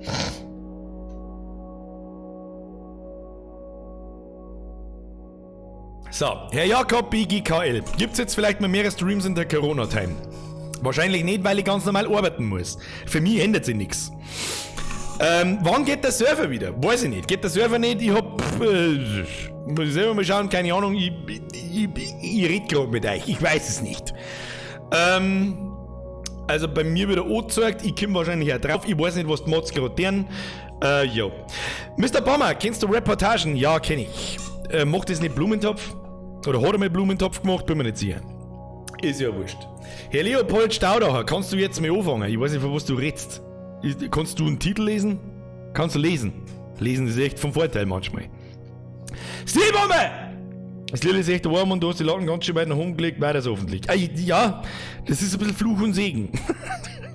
Ich weiß jetzt nicht so ganz, wie ich das nochmal übertreffen kann. Ich glaube es nämlich nicht. Also bin ich auch so ehrlich, ich glaube nicht, dass ich das nochmal, also das Lied nochmal übertrifft. Ich weiß es nicht. Ja, aber wenn nicht, dann habe ich trotzdem Spaß gehabt. Yay. Wir werden sehen. So. Ja, ich wollte den Text erklären. Ich weiß nicht, was du nicht verstehst. Wir fangen's an. Ich mach's einfach in leise. Max 5 1, du musst doch kein 5. Ah, grad er wirft mit dem 5 umeinander. Du Zipfelgatscher. Bürgersquads 1, Mojang 0. Also abgeraucht. Oh, okay. Also wir haben den Server in die Knie gezwungen. Also haben wir sowieso dazu gezwungen, dass wir noch weiter schmerzen. Vielleicht gibt's auch gar kein Minecraft nicht. Kann natürlich auch sein. Dann gibt's es am Mittwoch. Am Mittwoch wird sowieso Minecraft gespielt, ja? Ach, das ist der Dieter. Das ist der Dieter und so weiter. Fangen wir von vorne an. Ja, aber das glaube ich ist einigermaßen verständlich. Ich bin ein bayerisches Kind, weil das Beste nochmal aus Bayern kommt. Die Preisen sind uns neidig drauf. Jupp, du bist, das stimmt. Wo sie der Scheiß noch weit ins... das ist ein bisschen, das war im Alten schon so ein bisschen ein Flow-Problem. 2 Wörter in einem verschlucken. Kann ich verstehen, wenn man das vielleicht nicht ganz versteht. Das glaube ich gibt's auch so nicht, das Wort. No o wei, da mache ich einfach no wei draus. Ja. Nächste Station, Wacken! Ja, natürlich, da machen wir, es gibt dann natürlich Black Metal Versionen von meinen Liedern. Das ist eigentlich gar keine so dumme Idee, das war sicher lustig.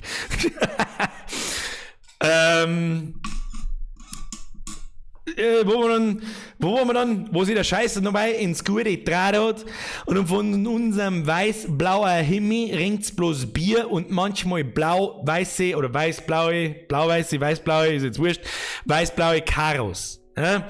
Dann hat auch Hux so ein bisschen das Problem, dass der Schluss verschluckt wird, weil sie 2 Hooks dann quasi, wie soll ich sagen, überschneiden und da versteht man den Schluss vielleicht nicht ganz. Haben wir ein Bier gekriegt in Tee zum Himmel hinauf.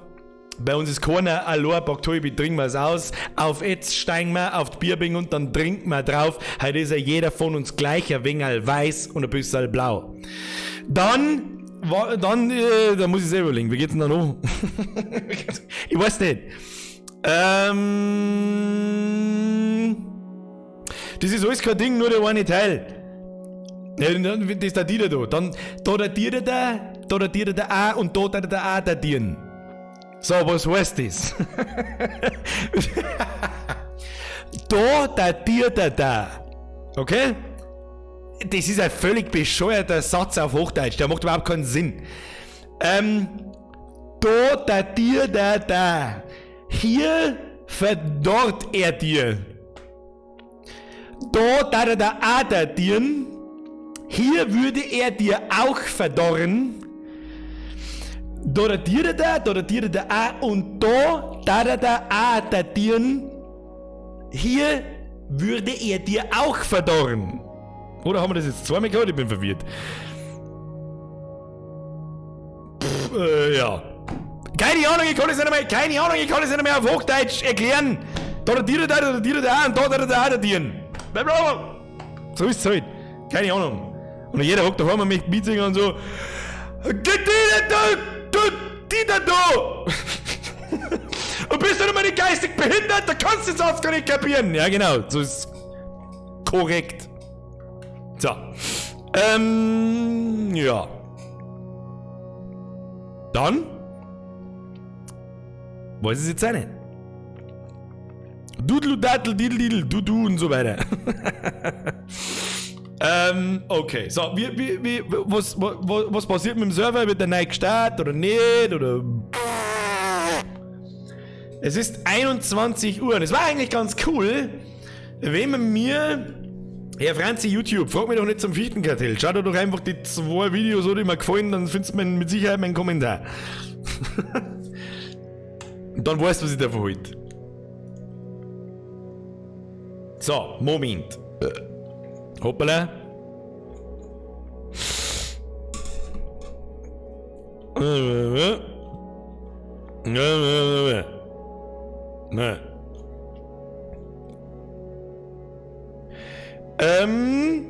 Mögen mir die Moderatorin in den Discord-Channel schreiben, was mit dem Server ist, was gerade der Stand der Dinge ist. Ich kenne mich nämlich nicht aus. Ich sag's dir, ich weiß gerade den Stand der Dinge nicht. Ich plappere zu viel. So, wer ist noch da? Was hast du für Unterhosen noch beim Beutel? Alle. Birger, du Ehrenmann. Wieso bin ich Ehrenmann? Du hältst vom Attenfahrer sein Video. Was? Was hältst vom Attenfahrer sein Video? Glauben Politiker. Weiß ich nicht, hättest du mir vor 10 Minuten besser aufpasst, was ich genau gesagt habe, dann darfst du es wissen. Servus Bürger, ich folge dir schon lang, schreib dir jetzt erstmal und ich finde geil, was du machst. Weiter so, Grüße aus dem Allgäu. Herr Tobias, herkommen, das geht mir auch über Butter. Vielen herzlichen Dank, Special Greets aus Landau ins Allgäu. Scheiß Woche, gar keine Lust mehr und allgemein nicht viel gut in letzter Zeit. Was? Geil, oder Death Metal Captain. Ja, da passt also gut zusammen, Alter. Das was war jetzt da? Merci dir. Toni, merci. Merci auch an alle anderen. Ich hab mit Sicherheit einen Haufen übersehen. Es tut mir so leid, aber es nimmt halt sicher eine krassen Ausmaße, oder? Dass ich nicht mehr, wie soll ich in das gehen, aber. Na, der Liedbürger, Gänsehaut, grinsen und der ganze Scheiß drüber wegblasen. Bist du guter. Schau, das geht aber über Butter. Das geht aber über Butter, Luki und ich weiß nicht, was ich sagen soll. Merci für den Fünfer. Es ist mir eine Ehre, sie belustigen zu dürfen, und wenn es bloß 5 Fleckerl auf dem Planeten belustigt, dann hat sie sich schon rentiert. Fertig aus, Amen. So, jetzt muss ich mal schnell schauen. So, Bürger, die Auf-Server von Minecraft sind down. Was? Unser Lauf, das ist ein Fehler von Mojang. Finde ich gut. Was heißt der Auf-Server? Man kann sie in Launcher nicht mehr einloggen, oder was? Ich drücke jetzt einfach mal auf Ding und dann, wenn es ist, dann, ich meine, dann müssen wir jetzt Solo spielen, das hilft sowieso nicht. Aber die IP ist ja jetzt bekannt. Sobald das irgendwie wieder seitens Mojang funktioniert, dann kann ja jeder da joinen und ja. Ich weiß nicht, Nutella, Semi, kannst du lesen? Fang mal an, die fixen. Weißt du, was ich tue seit einer Stunde? Hast du irgendwas gehört, was ich gesagt habe, du Zigeuner? Fix mal oder starren. 5 Minuten möchte ich so blöd sein. Du hast schon Angebote für den Brauchswissen. Da werden wir mal noch ein paar Nuller hinten ohne hängen müssen. An die Streams vom Lied. Bis ich da irgendwo, wie soll ich sagen, irgendwo registriert wird. Egal wie groß oder klein die Veranstaltung ist. Weil da haben schon wieder irgendwelche Bots da. Wir hatten vorher geschrieben, machst du jetzt einen auf Rapper. Weiß ich nicht, ahnungslose Vollidioten, Futzen halten. Ich hab schon, weiß ich nicht, ich hab schon Rap-Sachen aufgenommen, da ist die Hälfte von euch noch in der Brennsuppe angeschwommen. Anatomika schreibt, Birgit, das Lied ist super, aber magst du nur rappen oder ist mal singen? Bin mir sicher, du hast eine super Singstimme. Nein, die hab ich nicht. Die hab ich nicht. Und wenn, dann ist so Blödel-Gesang. Ja, also nicht wirklich ernsthafter Gesang. Ich hab beim Musik produzieren immer so ein bisschen eine rauchige Stimme. Das ist eine Absicht. Ich mag das so. Wem das nicht gefällt, dem kann ich nicht helfen. Ich mag das so. Ja. So, Server ist schon wieder voll. Ist das wahr? Ich weiß es auch nicht. Ja, ich sehe 400.000 Leute hinter mir kommen anlaufen. Hoppala. Padre! Vergesst nicht für den Euro. So. Crossbow. Für das, dass ich ein eingefleischter Mettler bin, muss ich sagen, dass ich mir die Lieder trotzdem halt im Lastwagen gekehrt habe, weil ich es nicht schlecht finde, aber ein Metal-Cover war trotzdem fein. Ja, das Metal-Cover, seien wir uns ehrlich, wird schwierig. Das wird schwierig. Es sind allerdings tatsächlich Akustikversionen und so weiter, haben irgendwann einmal geplant, aber jetzt konzentriere ich mich auf die Remakes. Ja? Okay. So, Patrick.de. Wie geht's Ihnen so? Mir geht's wundervoll. Mir geht's euch. So, Freunde, was wisst ihr, was wir jetzt tun? Genug gebrabbelt über die Musik. Wenn ihr irgendwelche Fragen habt, was die Musik und den Plan allgemein bedeutet, dann schreibt's mir das. Wir werden uns mit Sicherheit, wenn das nächste Lied kommt, wieder drüber unterhalten. Also werden wir es halt jetzt mal machen, wenn irgendein Video kommt. Und ja, jetzt. Gute Freunde kann niemand trennen.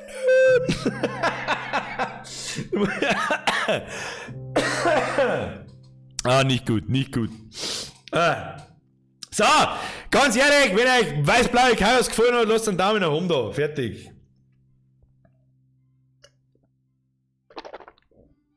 Was blöd, Barde Birger. Das Lied ist super, anscheinend gibt es schon ein Drumcover davon.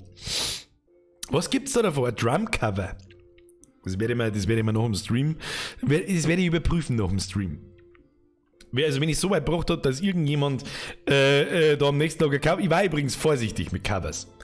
Wenn da irgendwelche Strikes, Copyright Claims oder sonst was kommen, dann kommen die nicht von mir. Ich hab's vorher gesagt, es gibt nur eine andere Person, die Berechtigungen und Lizenzen an diesem Lied hat und es bin nicht ich. Wenn derjenige anfängt, irgendwelche Leute aus dem Leben zum Striken, ich habe euch gewarnt. Wegen meiner könnt ihr mit dem Lied da was schmeckt. Solange es nicht 1:1 irgendwo aufgeladen wird und nichts dazu gesagt wird, von wem und so weiter. Okay? Ist das okay, man? Okay. So. Was hat es aufgehängt? Was hat es aufgehängt? Nicht mal F5 hilft. Stream down. Mann, du sollst jetzt anfangen zum Spielen. Warum? Fixed hitten, warum funktioniert die Direct Donation nicht? Scheiß PayPal. Herr Hamdauer, ich weiß nicht, ich hab nichts gekriegt. Reisinger! Also bezüglich einer Metal-Version, da kann ich organisieren. Mein bester Spätzle singt in einer Metal-Band und einer Spätzle ist er selbst Penegatoren mit professionellem Studio. Ja, aber ich bin halt nicht dazu geeignet, Metal zu singen. Und irgendwie war es ein Thema-Verfehlung, wenn ich ein Lied habe und das metalt jemand anders.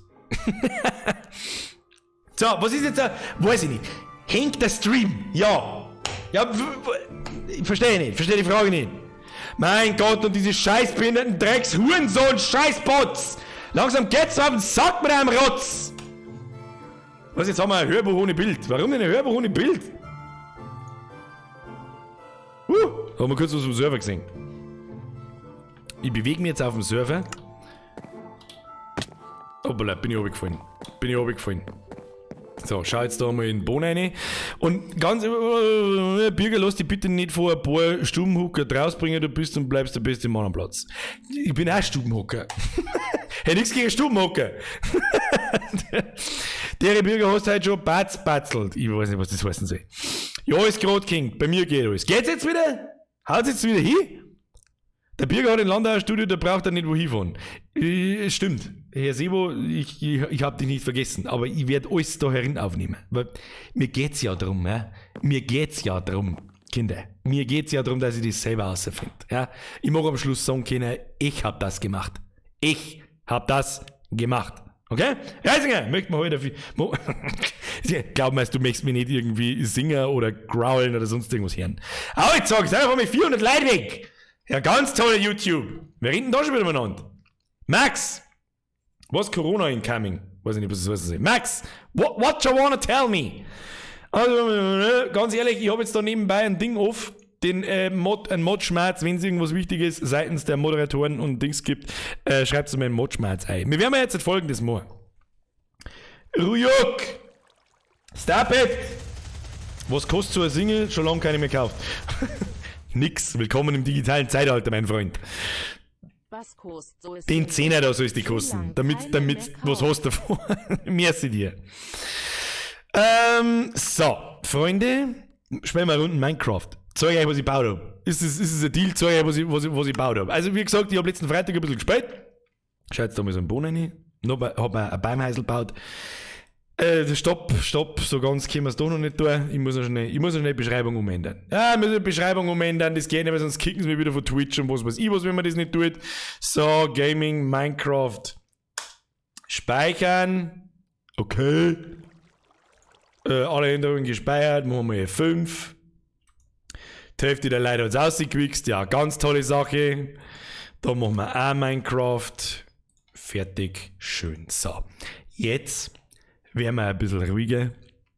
Jetzt wird es nämlich wirklich langsam anstrengend, aber die Stunde hält man schon aus. Jetzt schauen wir uns ein bisschen an, wie unser Server ausschaut. Dann ist die Stunde vorbei. Eigentlich will ich das schon hören, drum schreibe ich das ja. Jetzt denke ich mir schon, dass du es hören möchtest. Wenn es soweit ist, ich vergiss euch schon nicht. Ja? Also, wenn es soweit ist, dass mein Musikkonzept in Phase 1 fertig ist und ich möchte was anderes draus machen, ich vergiss euch schon nicht. Ja? So, Freunde, bei wem jetzt der Stream geht und bei wem nicht, ich kann es jetzt auch nicht ändern. Jetzt haben wir umgestellt, jetzt stellen wir auf Minecraft, da sind wir nun. So, ich mache auch ein Baumhaus. Ja, ein Baumhaus, da hier Ofen mit Kohlen drin und Dings und so weiter und so fort. Ich gehe jetzt einfach mal aussehen. Ja, ich gehe jetzt einfach mal aussehen und zeige euch das einmal von der Weiten. Jetzt gehen wir da mal auf Zeiten. So, laufen wir jetzt da mal ins Eckchen drehen. So, ich habe einen Haufen Zeug. Ich habe ganz viel gefarmt und am Freitagnachmittag, ich sage mal, auf wie viele Stunden habe ich das gebaut? Ich mag nicht liegen. Ja?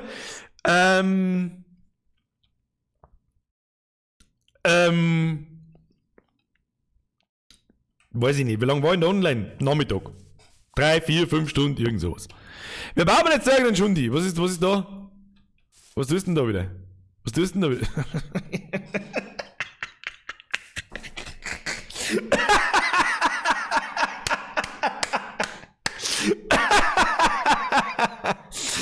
leck ist das stark. Da sitzen sie alle dort und geiern. Ja, Freunde der Sonne, ich kann euch schon singen. Ich winke euch mal. Hallo. So, wir schauen uns jetzt mal und mein sagenhaftes Baumhaus an. Dun, dun, dun! Selber gebaut. Ich hab's weder nachgebaut noch irgendwas, ja, und ich hab seit 10 Jahren kein Minecraft mehr gespielt. Ich möchte keinen verfickten Ton hören von irgendwelchen Minecraft super brutalo Experten. So, jetzt reden wir jetzt mal da in den Haufen rein. Gib mir mal in den Haufen rein. So. Dann werde ich euch die ganze Gaude mal von innen zeigen. Leute, ihr könnt es da umeinander bauen, fei. Ja, die zeige ich das nachher, wie das mit der Farmwelt funktioniert. Soweit ich das beurteilen kann. So. Ein wunderschönes Baumhaus, da müssen wir nochmal da hinten oben, ein schönes Panoramabild, von der Seite schaut es eigentlich ein bisschen besser aus. Was? Nix käme. Käme nicht? Oh, das ist dumm. Warum nicht? Weiß ich nicht. Ich weiß nicht, warum es nichts geht. Das müsst die Moderatoren ausmachen. Ihr müsst jetzt ihr da umeinander bauen können. Zumindest, ihr könnt halt nicht in meinen Cluster da rein. Das hat schon seinen Sinn, warum ihr da nicht reinkommt. Weil nämlich da, weiß ich nicht, geschult 30 Leute stehen, die jetzt da alle in den Baumhäusl umeinander wuseln. Noch kommt keiner aus dem Spawn raus. Schreibt der Dampfexpress. Ja, okay, da weiß ich nicht, das haben die Mods entschieden. Jo. So, wie heißt der Server? Wo ist der Server? Was weiß ich, was ist für ein Kass? Beschreibung gucken. Muss doch eigentlich instinktiv schon das erste sein, was man tut, oder? Kinder. So, Baumhäusl. Baumhäusl schauen wir uns so schräg von der Seite noch. So fotzengrob ist es gar nicht. Sagt es ist schöner wie das alte. Das alte war einfach bloß so ein Holzplatten und das war's dann gewesen. So, dann gehen wir jetzt da mal rein. Da habe ich da so ein Wendeltreppen gebaut und ein bisschen so ein Custom Tree rundum pflanzt. Das ganze Ding ist aus schwarzer und normaler Eiche gebastelt. Dann kannst du da, hier steht jetzt einmal, Welcome to Birksterhut. Das ist ganz wichtig, ganz wichtig. Birksterhut, beste Hut, Alter. Dann habe ich da Kisten, da ist nichts drin außer Ofen. Ich weiß eigentlich gar nicht so recht, warum da Kisten steht, aber es ist wurscht. Dann kannst du da so reingehen, so. So, da bist du in super brutalo Ebene 1. Da hat mir das ein bisschen zu lang gedauert, wie lange das diese scheiß Eisenscheiße dauert zum umeinander schmelzen, habe ich mir da gleich mal 4 sehende Even eingebaut, da ist noch so ein Ofen und da ist der Crafting Table.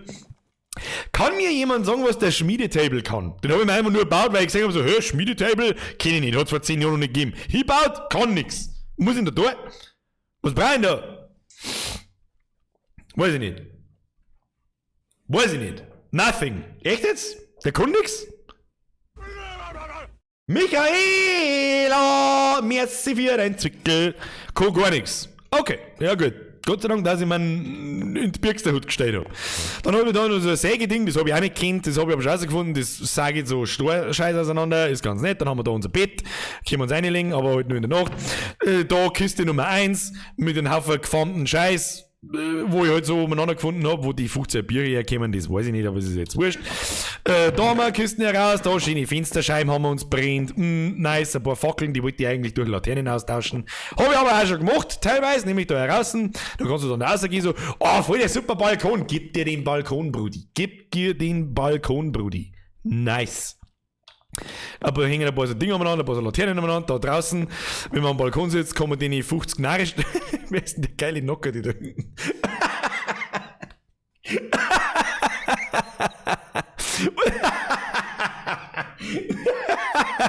Der Skin, Alter, mit dem Adamsblatt, Alter, perfekt. Perfekt. Wir werden übrigens sagen, oh, da haben wir einen Deadpool, ja, wer ist denn der Neueste da? Wer ist der Deadpool? Wo steht denn der Delos 36? Der Minger, oder ganz klassische, der Minger war auch übrigens schon öfter dabei, hat sich anständig aufgeführt, ist auch weit gelistet und so weiter und so fort. Auch ein großes Dank an dich. Dann haben wir was haben wir da jetzt? Da ist er halber der Nocker, der, sehr viele Leute laufen, heute habe ich schon mal gesagt, der Mainmaker oder schöne Lederhosen noch, daneben gleich, das ist der Izuna Uchiha, der hat auch schöne Lederhosen noch. Ich muss ganz ehrlich sagen, ja, Mainmaker, deine Lederhosen ist schöner, aber ein Izuna sein Hemd ist schöner gemacht. Bin ich ganz offen und ehrlich, sag ich dir, was ist? Schöner. Mir gefällt das Gerät schon besser, das Blaue. Kannst du sagen, was du magst. Das schöne Stockerpoint-Thema. Wer hat das nicht? Was haben wir da noch? Wir können eigentlich, das machen wir noch. Wir müssen alle Skins so schauen. Das ist der beste Scheiß ever. Da haben wir also so einen schwarzen Teufel. Ja, geiler Scheiß. Mr. Mad Max, vergesst für den Entwickler machen. Jetzt machen wir erst Hausbesichtigung. Ich habe keine Ahnung, wuselt's da untereinander in den Nacken. So, dann geht's weiter. Da, hier weiter ein Balkon. Dann haben wir eine wunderschöne Aussicht. Eine wunderschöne Aussicht zum Mod Stefan. Seiner Viecherfarm, wo es zugeht drauf wie auf dem Affenstall, da haben 35.000 Gockelmänner drin. Gockelmann, er ist der Gockelmann und was weiß ich hab nicht gewusst, dass man Schaf farmen kann. Also wie ich das gesehen habe ich wirklich lachen müssen. ich hab nicht gewusst, dass man Schafe färben kann. Irgendwann die einer, die weiß, von denen kriegst du Wohl und die kommen halt dann farmen. Nein, offensichtlich nicht. Das ist mein Schaf und das streich, ob es mir passt. So, dann geht's da weiter. Oh, ja, dann habe ich damit noch was angefangen mit einem Wasserfältchen. Das geht dann da so weiter, so. Du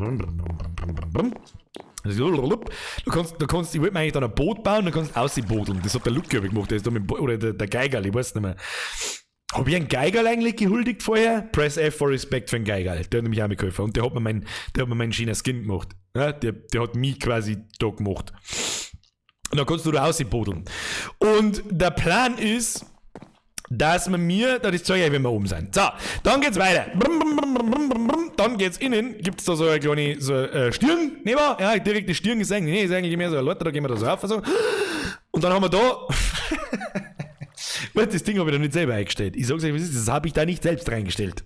Das ist da auf einmal drin gestanden. Und ich glaube, es war, er hört mit Express auf und fängt mit Dampf an.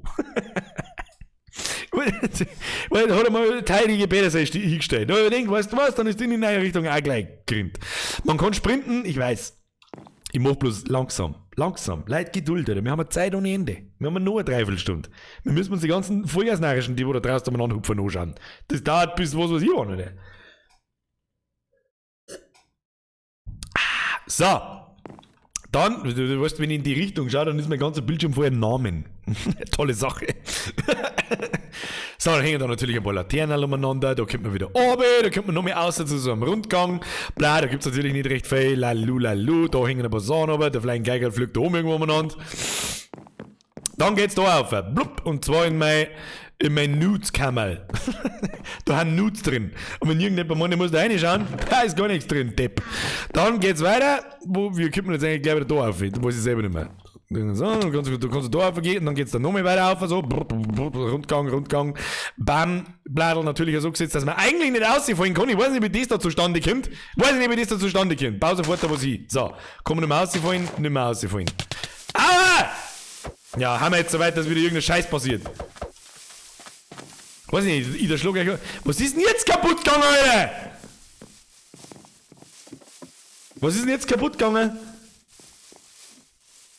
Was war denn das jetzt zur Hölle? Was zur... Deadpool. Mr. Deadpool? Gutes Kind. Gefällt mir gut. So, ich muss da wieder aufwehen! Jetzt lasst mich wieder da aufwehen! Ich weiß nicht, jetzt haben sie wahrscheinlich die Sperrzone da freigegeben. Ja, ist ja wurscht. Dann lut's eine verdammte Axt nochmal. Da haben wir gewinnt. Auf der ersten Ebene gehen wir auf. Wunderschön. Warum ist denn da das ganze Zeug eigentlich? Was ist denn das für Kass?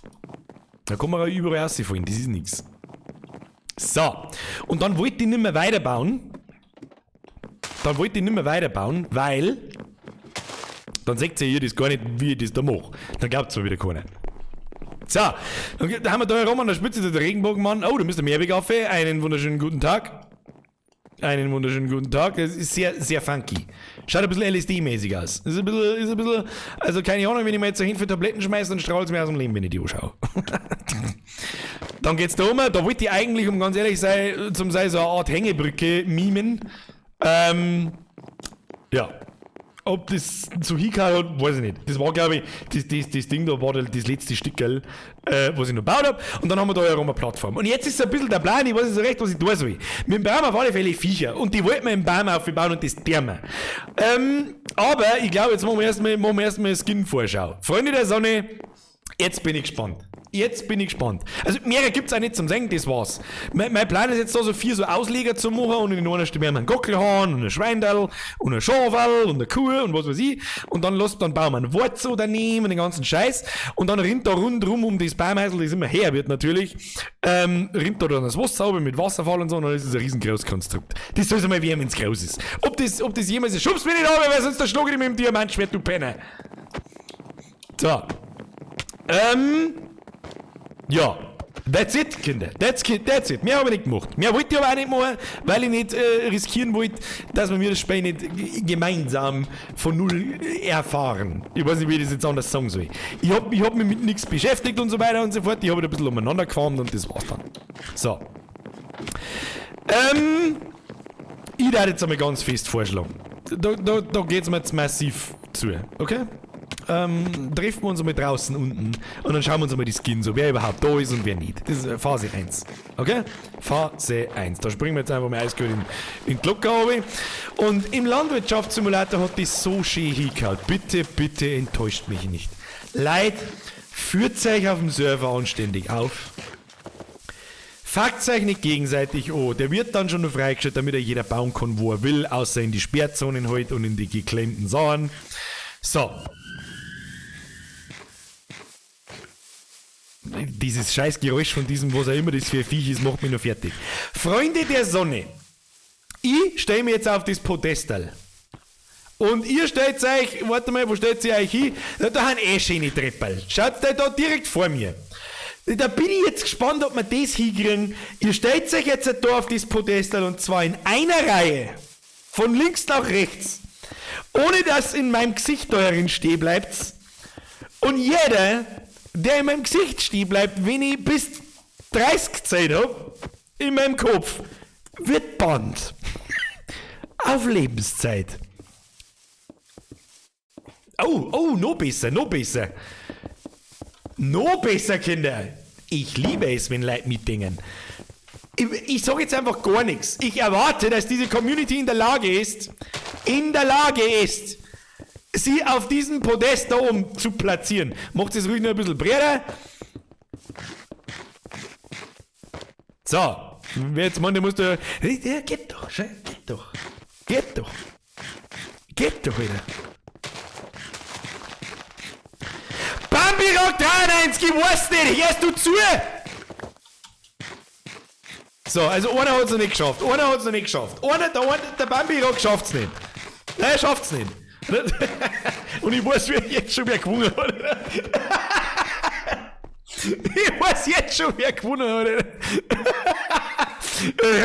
Ja, keine Ahnung.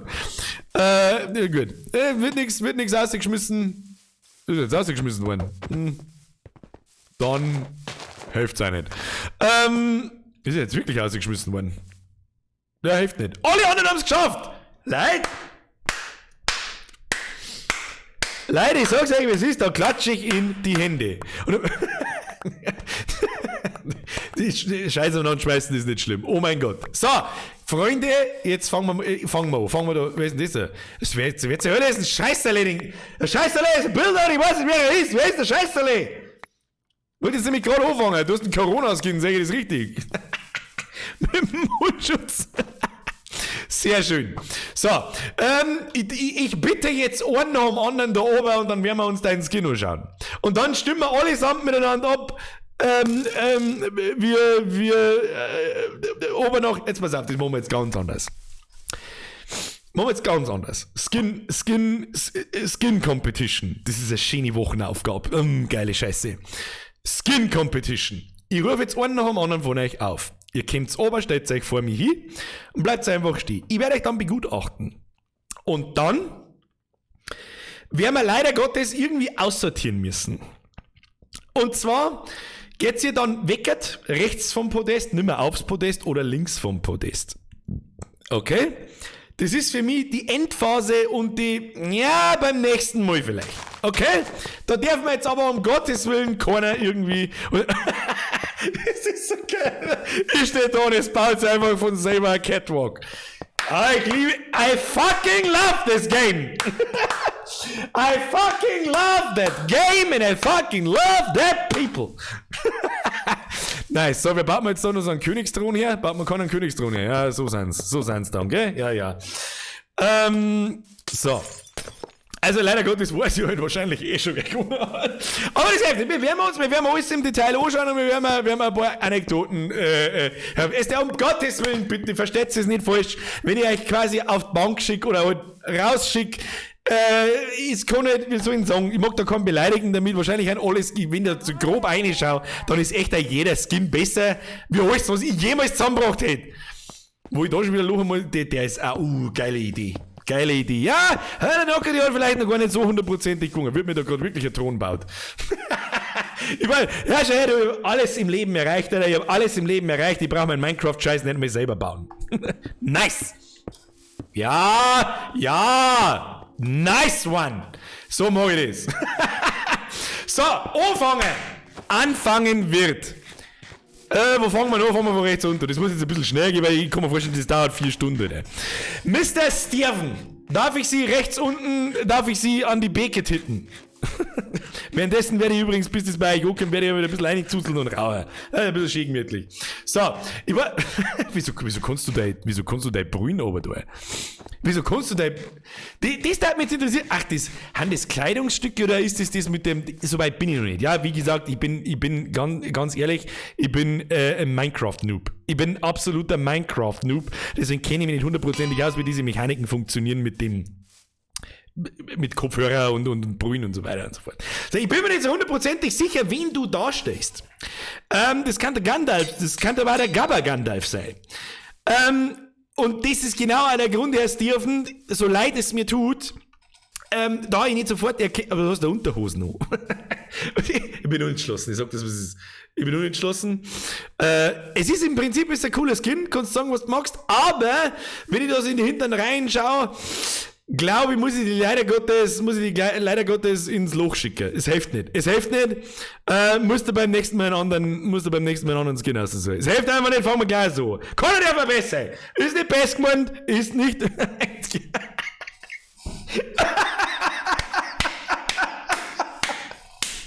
Oh Gott, jetzt zerbricht mir das Herz, Alter. Geh sofort auf die linke Seite noch mal. Wir haben es gerade Hammer. Geh sofort auf die linke Seite noch mal, weil ich stirb vor lauter schlechten Gewissen. Geh sofort links, ja.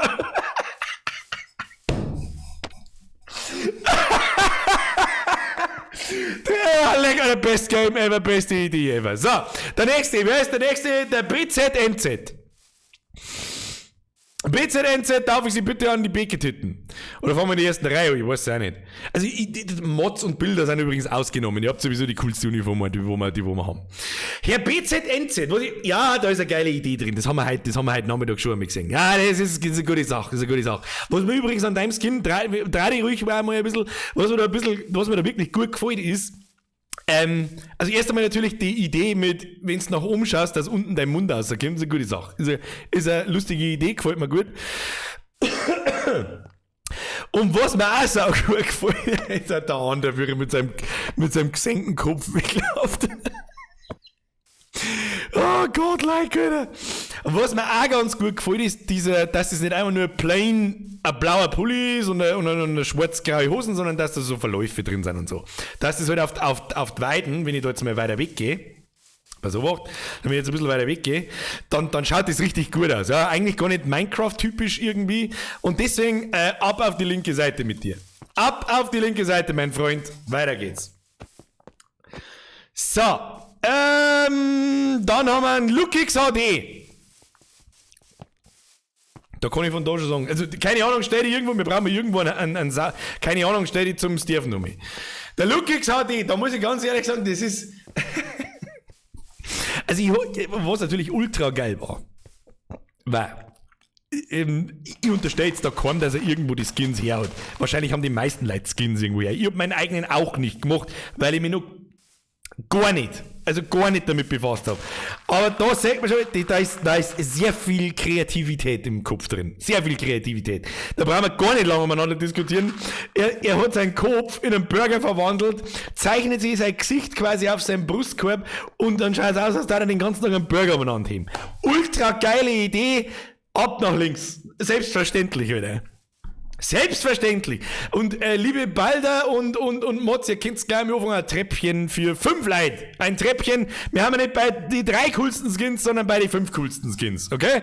Ein Treppchen für 5 Leute, ihr kriegt es schon hin, das hat's meine, wir sagen es im Lego-Movie, die Meisterbauer. Dann, ab zum nächsten, der Jinski, irgendwas mit Summi Jinski. Da sehe ich schon, dass ziemlich viele Leute den gleichen Skin haben. Ihr habt euch so ein bisschen ins eigene Fleisch geschnitten, glaube ich. Los, Benny! Bist du der Herr? Verstehe. Die Verlierer kehren in ein Loch rein. Max, kannst du da mal ein Loch graben? Warum zum Teufel hast du eine Fackel am Kopf?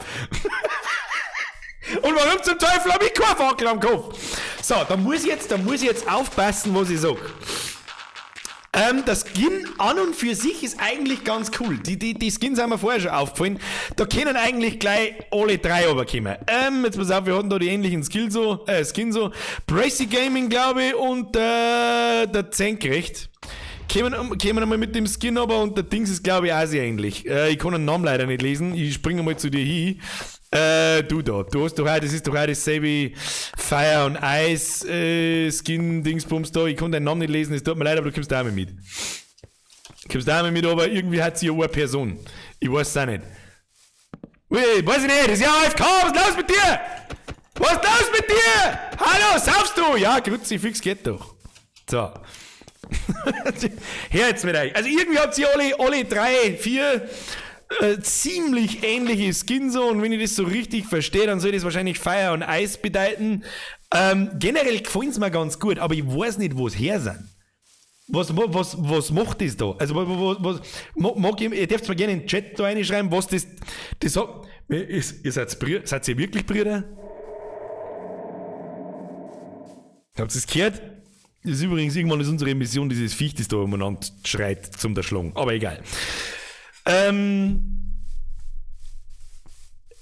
Planet Minecraft Plus, nein, nicht in echt, lol. Mich da jetzt zerreißen. Das war jetzt, ohne Scheiß. Das war der geilste Scheiß, jetzt, wenn ihr mir erzählt, zumindest, oder die ersten 3, weil 3 von euch sind relativ sehr, sehr ähnlich. Und der 4. ganz rechts, der ist dann ein bisschen eigen, oder ist ein bisschen anders, aber auch sehr ähnlich. Wenn mir jetzt dort Leute verzeiht hätten, dass das Brüder haben, dann hätte es mir jetzt zerrissen, Alter. Was ist das? Verliererloch ist fertig. Ohne Plus, hab Fettfinger. Wo ist mein Zwilling, wenn ich ihn brauche? Das hilft uns jetzt alles. Oh, da ist das Loch. Das Verliererloch. Es ist ein bisschen Bass. Also das Verliererloch ist ein bisschen Bass. Wie gesagt, fühlt euch nicht gekränkt, um Gottes Willen. Im Grunde haben es wirklich coole Skins. Aber die Tatsache, dass 4 Leute den fast gleichen... Oh, da hinten geht es jetzt ganz anders. Ich möchte übrigens haben, dass da unten brennt, da unten auch. Oh! Ja, keine Ahnung. Also es tut mir nicht falsch versteht, Skins sind wirklich cool, aber die Tatsache, dass 4 Leute die gleichen Skins auch haben. Leider Gottes müsst ihr euch verbrennen gehen. Ab ins Loch mit euch! Das nächste Mal, ja.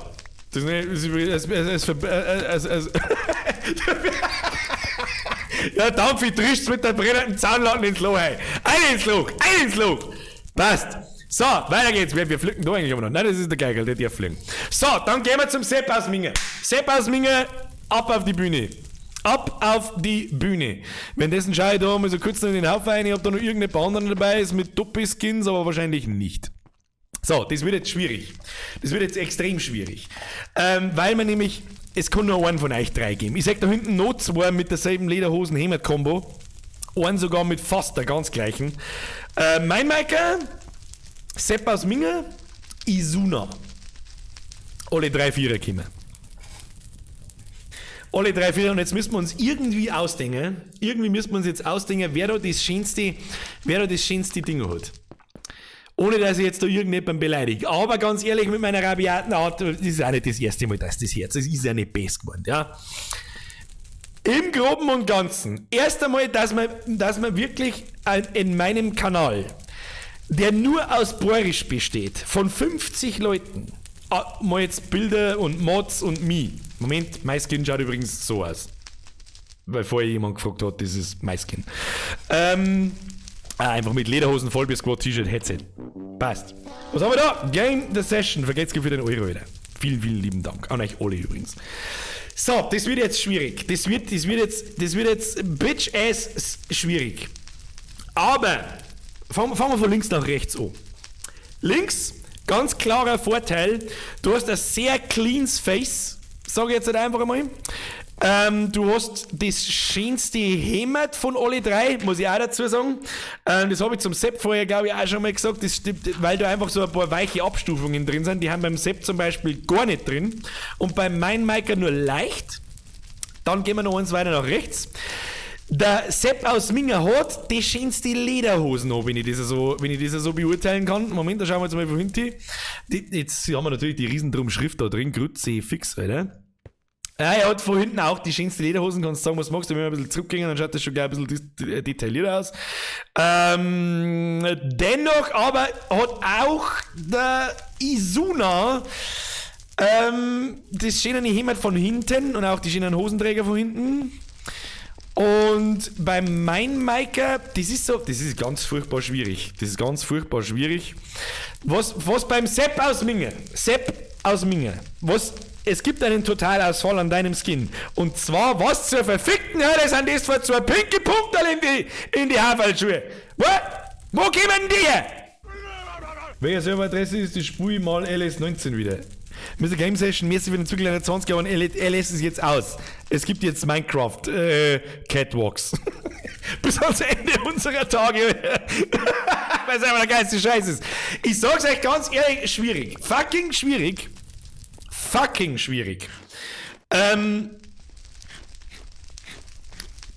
Aber das mache ich mir jetzt relativ einfach, weil sonst dauert es zu lang. Izuna, du hast gewonnen. Warum? Weil die anderen zwei fast dasselbe Outfit haben. Und ich hab vorher was gesagt, es hilft leider nicht. Ab ins brennende Loch, lasst euch von der Zahnladen dreschen. Passt, die anderen müssen da übrigens unten nicht, weiß ich nicht, verkohlen, die dürfen dann auch irgendwann wieder aufkommen.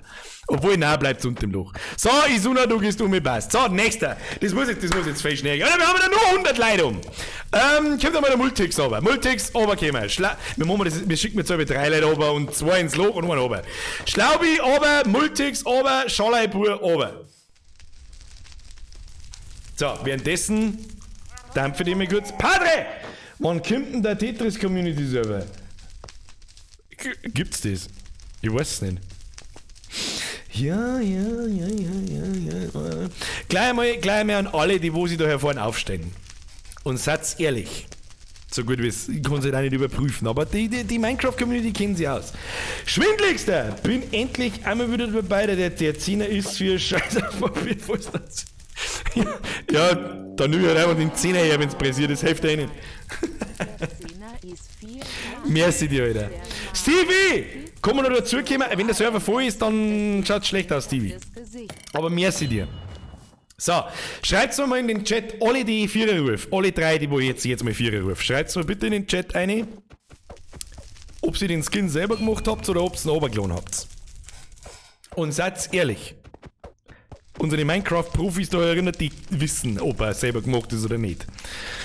Herr Multix, Herr Schalle und wen noch? Der Schlaubi, ich glaube der Schlaubi ist AFK. Schlaubi 66, bist du besoffen? Saufst du schon wieder? Schlaubi, saufst du schon wieder? Kommst du? Mr. Multix, selber gemacht? Fabian, wer ist denn der Fabian, Alter? Selber gemacht tatsächlich. Was? Fabian 121, wer ist denn der Fabian, Alter? Ich seh da bloß einen Schalleibur. Schlaubi, runtergeladen, okay. Selber gemacht tatsächlich. Oberglon, nach langer Recherche im Darknet. Ich hab nicht euch alle gefragt, sondern nur die 3, die da vier. Ja gut, also ist da links draußen. Ja, ist da links draußen, ich hab's Glück gehabt. Hat's noch irgendein Kriterium gefallen, selber gemacht oder nicht. Also, fangen wir an. So wie ich das jetzt richtig verstanden habe, der einzige, den er selber gemacht hat, ist der Multix. Für das, dass er ihn selber gemacht hat, gar nicht mal übel.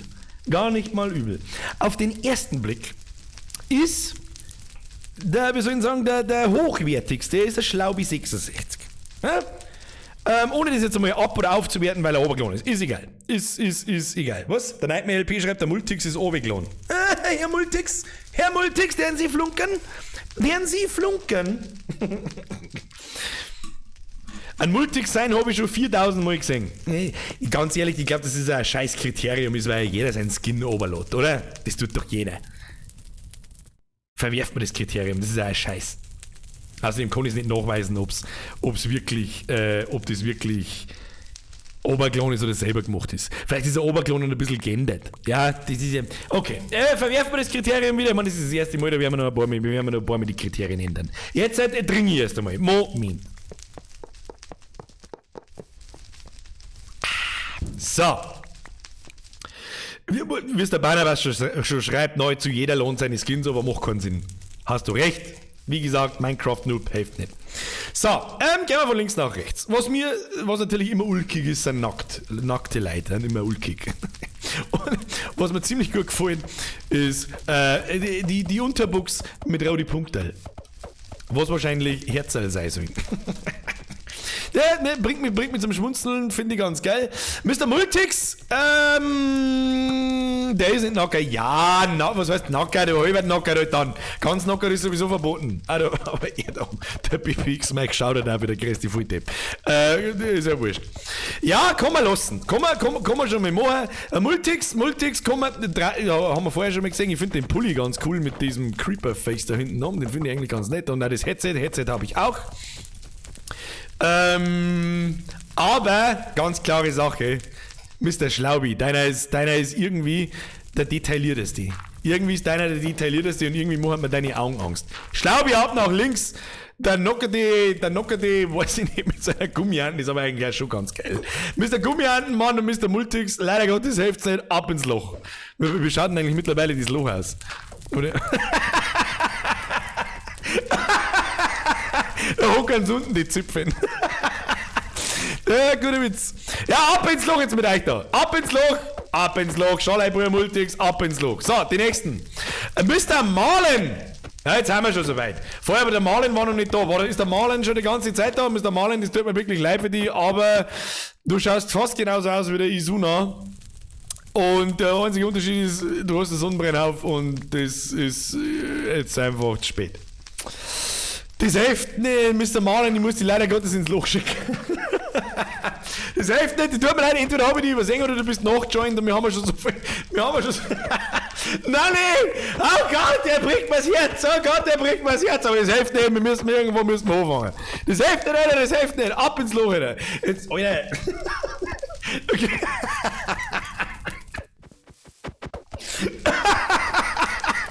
Und der andere redet mit der scheiß Zaunlatten noch, Alter. Ich muss so viel lachen, ist das eine geile Scheiße, egal. Warum spielen wir das erst jetzt? Ich kapier's nicht, Alter. Wir spielen noch nicht mal, wir machen scheiß Modenschau. Schwindeligster. Wenn du das Geld zum Abputzen nimmst.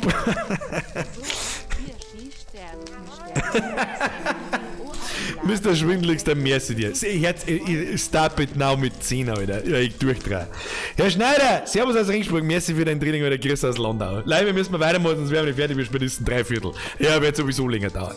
So, aber mit euch. Chicky Bricky, Mr. It's the Real Noob und Mr. Might Mike. Bitte hervortreten. Bitte treten Sie vor. Dampfexpress hat Corona im Hirn, oder wie? Na, der Dampfexpress, der trischt mit seiner Zahnlatten, wenn ihm danach ist. So. Um Gottes Willen, was ist denn der Bricky? Um Gottes Willen, was soll denn der Bricky darstellen? Das schaut irgendwie gestört aus. Schaut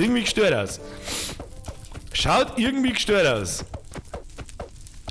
Mike. Ich glaub, du bist doch Sam Crow Wife. Oder? Ist das in der Standardskin? Was schreibt denn der Boomse-Biene.de? Ich verstehe es nicht. Was verstehst du nicht? Der Bürger ist Survival Game Profi. Was? Ich weiß nicht, über was ihr redet. Keine Ahnung. Das ist der Standardskin. Ja, soweit ich weiß sogar ich. Ja, Mr. Mike, so leid's mir tut. Ich glaube, du bist der Sam Crow Mike oder Sam Crow Wife. So leid's mir tut.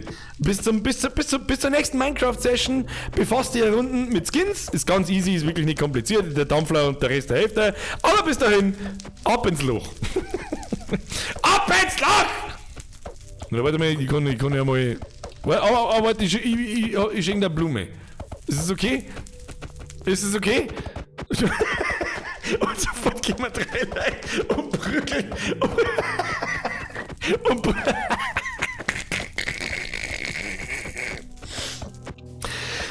Mr. Buckshot Bill, ich verstehe das Spiel immer noch nicht. Wie kann man sich diese Tetris-Auflösung antun zu Zeiten von 4K? Das ist eine ganz einfache Antwort, weil Grafik nun mal einfach nicht ansatzweise alles ist, sondern Gameplay und Spaß. Ja, so. Morg, was nehmen wir als aktuelles Beispiel? Operation Breakpoint zum Beispiel. Heilige Scheiße, das Spiel schaut richtig fancy und nice aus. Richtig fancy und nice. Ja, aber es ist Scheißdreck. Gratuliere, aber es gibt's in 4K. So, Mr. Breaky, ganz ehrlich, ich weiß nicht, was du sein sollst. Ich verkaufe einmal einen Trick, um da rauszukommen. Mr. Breaky, ich sag das, wir müssen ein bisschen schneller machen. Mr. Breaky, ich weiß nicht, was du sein sollst, deswegen muss ich sagen, das ist der Pepe, oder? It's a real noob, du bist der Pepe, ich sehe das richtig, du bist der Notarzt Pepe. Oder, boah, leck, hast du eine Russenhose noch? Hast du so eine Russengangster, so eine Russenhose noch? Ich glaube, Mr. Pepe, ab aufs, in Richtung Podest. Mr. Pepe ab in Richtung Podestal, Mr. Bricky ab ins Loch. Helft uns nicht, helft uns nicht. Es hilft uns einfach nicht. Ich war Mr. Bricky, ich weiß nicht so ganz. Was war denn mit dem Kopfhänger los? Das ist das Geilste. Dann haben wir da hinten einen Herrn Paul. Wer immer der Herr Paul ist, aber ich glaube, der Herr Paul hat einfach eine Standard-Eisenrüstung. Du kannst dich gleich mal ins Loch einwerfen. Mr. Fuck Nazis, Mr. Nork 26, Mr. Twitch Geiger. Also, nein, okay, ja, dann kommt's alle 4, weil es wurscht ist. Mr. Nork, Mr. Fuck Nazis, wir können auch noch ein paar Mal öfter, das können wir öfter wiederholen, der Name gefällt mir ziemlich gut, Fuck Nazis und dann Fuck Nomen Nazis und dann Fist Nazis, gefällt mir auch ganz gut. Aber mit dem Vorschlag haben wir am besten. Twitch gerne haben wir einen Nork, und wen haben wir noch? Herr Paul, das hat nicht geheißen, du sollst dich wirklich ins Loch werfen, um Gottes Willen, ich hab gemeint, du hast einfach nur eine Eisenrüstung und dann hätte ich gesagt, ja doch. Aber Eisenrüstung aus, herkommen. So.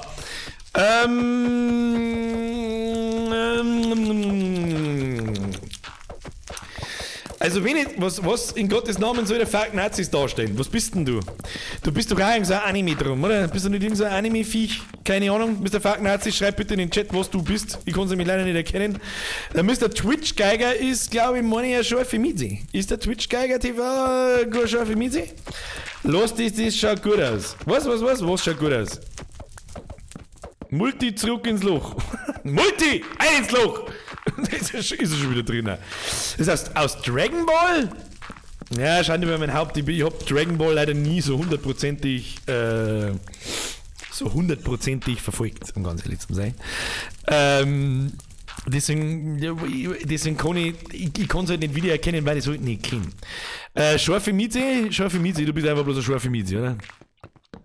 BNMM. Schöner Begriff, den werden wir gleich mal patentieren lassen. This is a real new BNMM. Bayern's next Minecraft Model. Mr. Geiger, scharfe Miezi, ja, nickt. Okay. Und der Nork 26, du hast einen schönen, ich muss ganz ehrlich sagen, du hast einen schönen Standard-Skin. Was mir gut gefällt, ist die Kapuzen.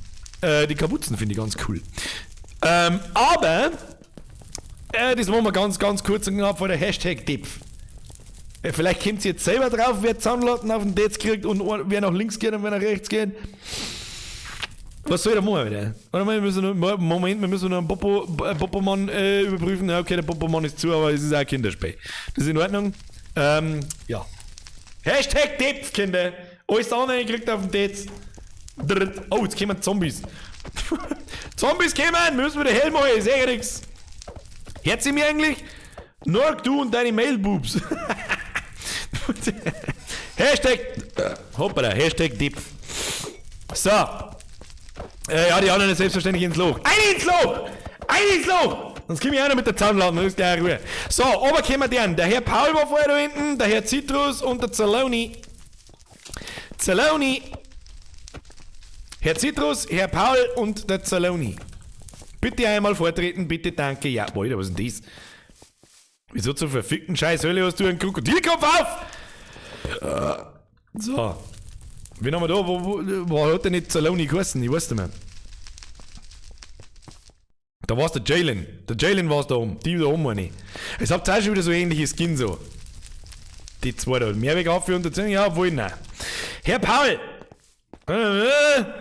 Herr Citrus, oder? Herr Citrus, fancy in einem Anzug und eine Augenklappe, die gefällt mir ganz gut, muss ich ganz ehrlich sagen. Was hast du da noch auf? Haben das Kopfhörer? Ich glaube, das Kopfhörer auf, oder? Was ist denn das da? Oder haben das schnurlose Kopfhörer? Ich weiß nicht. Das ist aber ein scheiß Platz da. Jetzt, wenn ich einen Meter 4 gehe, dann steht da bis bald dort. Das ist ein völlig bescheuerter Kackmist. Aber, wenn ich jetzt so auf der Seite schaue, dann muss ich ganz ehrlich sagen, diese ganzen kleinen Kastel und diese ganzen kleinen Details da an der Jacken, ist der most fancy shit, glaube ich, der wo jetzt da gerade vor uns steht. Wobei mir halt der Anzug gefällt mir gefallen beide Anzüge ganz gut. Das ist mehr so ein jung moderner Anzug. Was ist denn dieser? Dampfexpress! Schleich dich weg da! Ich kann nichts sehen mit deinem scheiß Nametag da im Sichtfeld drin. Und aber ganz ehrlich, Mr. Zählen, ich glaube, ist der Mr. Zählen dabei und die anderen zwei haben relativ gleich auf. Ich glaube, wenn wir andere Gruppen genommen hätten, hätten wir vielleicht anders ausgewählt. Aber Mr. Z. Jalen ab Richtung Podest, die anderen zwei ab ins Loch! Ab ins Loch! Soundlatten to your face! Soundlatten to your face! Was tun wir mit da eigentlich? So. Mr. Fuck Nazis, nice try, aber fucking eine ins Loch!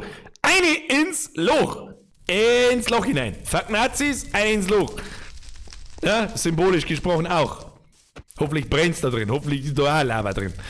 So, dann nehmen wir doch gleich mal die Hervorderreihe. Dann nehmen wir einen Mr. Twe, einen Enzi und einen Fabian. Mr. Twe, Enzi und Fabian, und ich glaube, ich kann jetzt schon fast sagen, nicht Fabian, du sollst nicht anzünden, du Zipfel! Du sollst wahrscheinlich nämlich eigentlich genau das Gegenteil machen. Ich bin mir nicht sicher, wer der Enzi ist. Ich bin mir nicht sicher, wer der Enzi ist, oder was er mir da damit sagen möchte. Das ist doch wieder irgendwas, was soll denn das darstellen? Also schreib mir eine, was das sein soll, vielleicht werde ich nicht drauf kommen. Der MTW, du kommst da aber.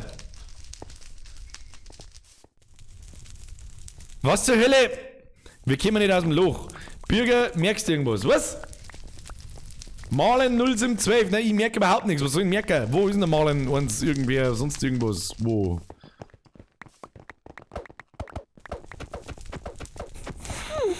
Da haben Leute, die nicht ins Loch gehen! Ab ins Loch! Die, glaube ich, haben auch ins Loch geschickt. Mr. Nork, haben wir die nicht ins Loch geschickt? Die meinen schon.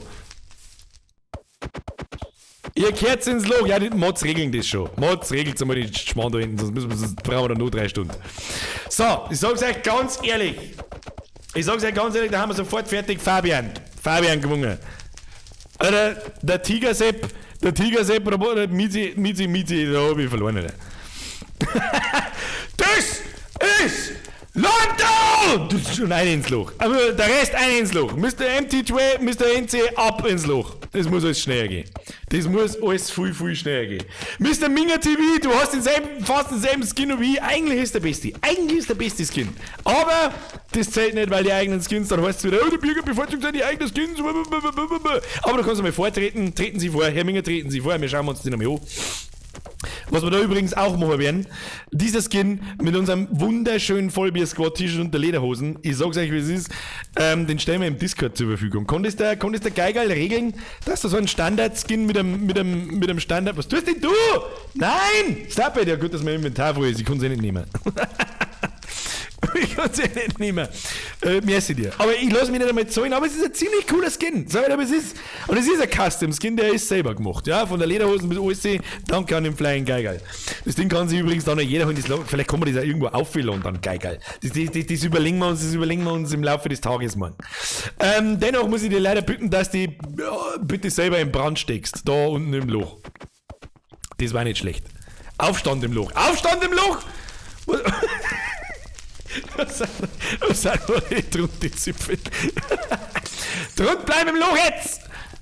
So, dann kommt oben der Uli, der Mehrweg-Affe und der King Cypher.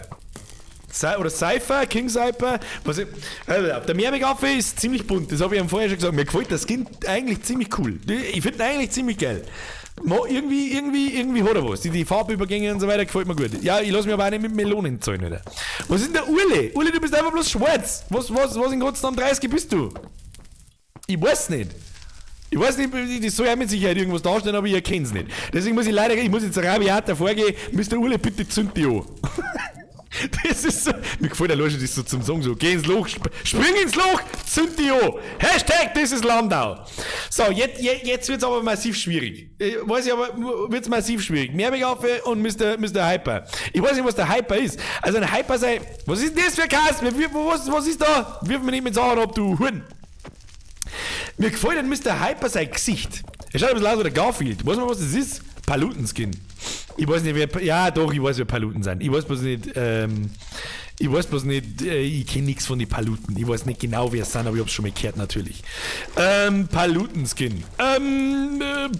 Mengmat Paluten? Ich hab keine Ahnung. Der Rechte hat den vor einem YouTuber.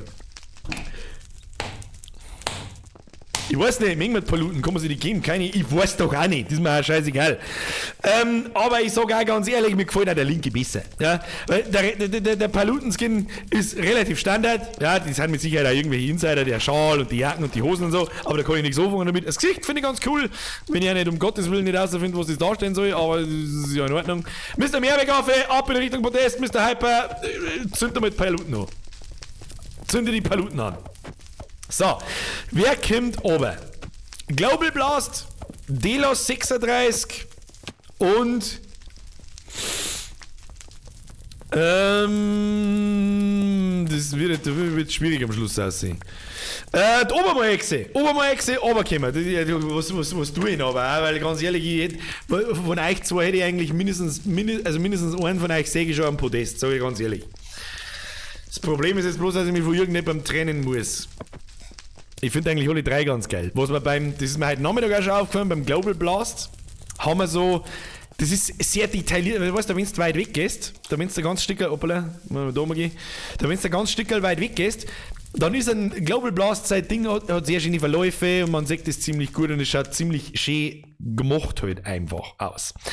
Aber ich bin mir nicht so ganz sicher, ich glaube, er soll ja irgendwas darstellen. Er erinnert mich irgendwie so ein bisschen an Drake, Nathan Drake aus Uncharted, auch wenn ich Uncharted nicht gespielt habe. Schade überhaupt, ich weiß es schon. Aber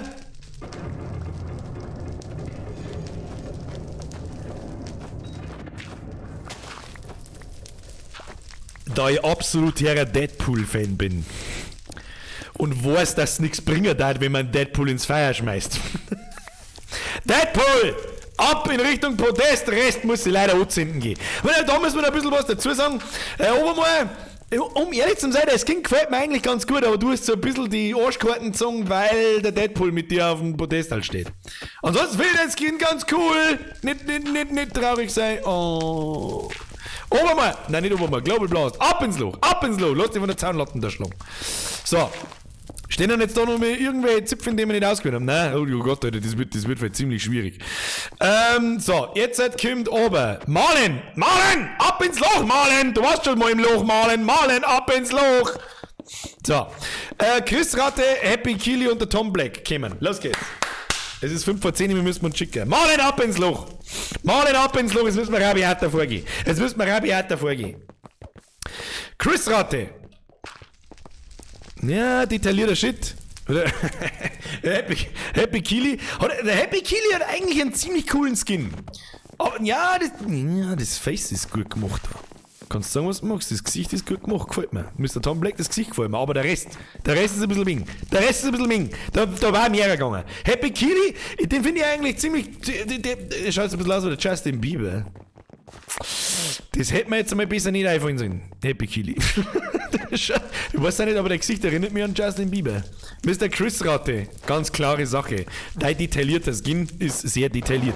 Mir gefällt das irgendwie so gut, wenn da so viele Details in die Ärmel und im Pullover und so sind. Ich habe zwar keine Ahnung, was darstellen soll, aber ab Richtung Podest, Rest bitte anzünden gehen. Bitte einmal anzünden gehen. Chris Ratte Richtung Podest. So, BPX Mike und Kapuzenwolf. Runterkommen. Und leider Gottes kann ich da auch jetzt schon sagen,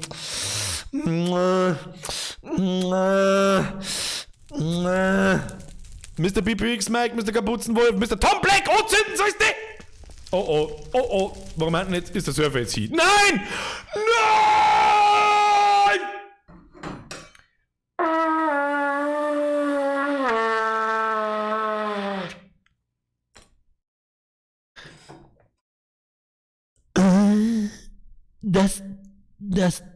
das nicht gut.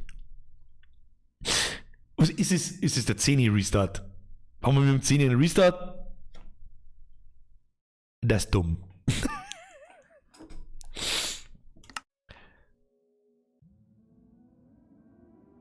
Das ist dumm. C-Fix! 22:03 Uhr. Ja, oft einmal, da ist der Beck. Hallo, das ist die erste Ausgabe von BNMM. Ja? Best News. Server gecrashed, Mods haben zu viel gespawnt. Jetzt warte mal, jetzt muss ich mal schnell in den Mod-Channel schauen.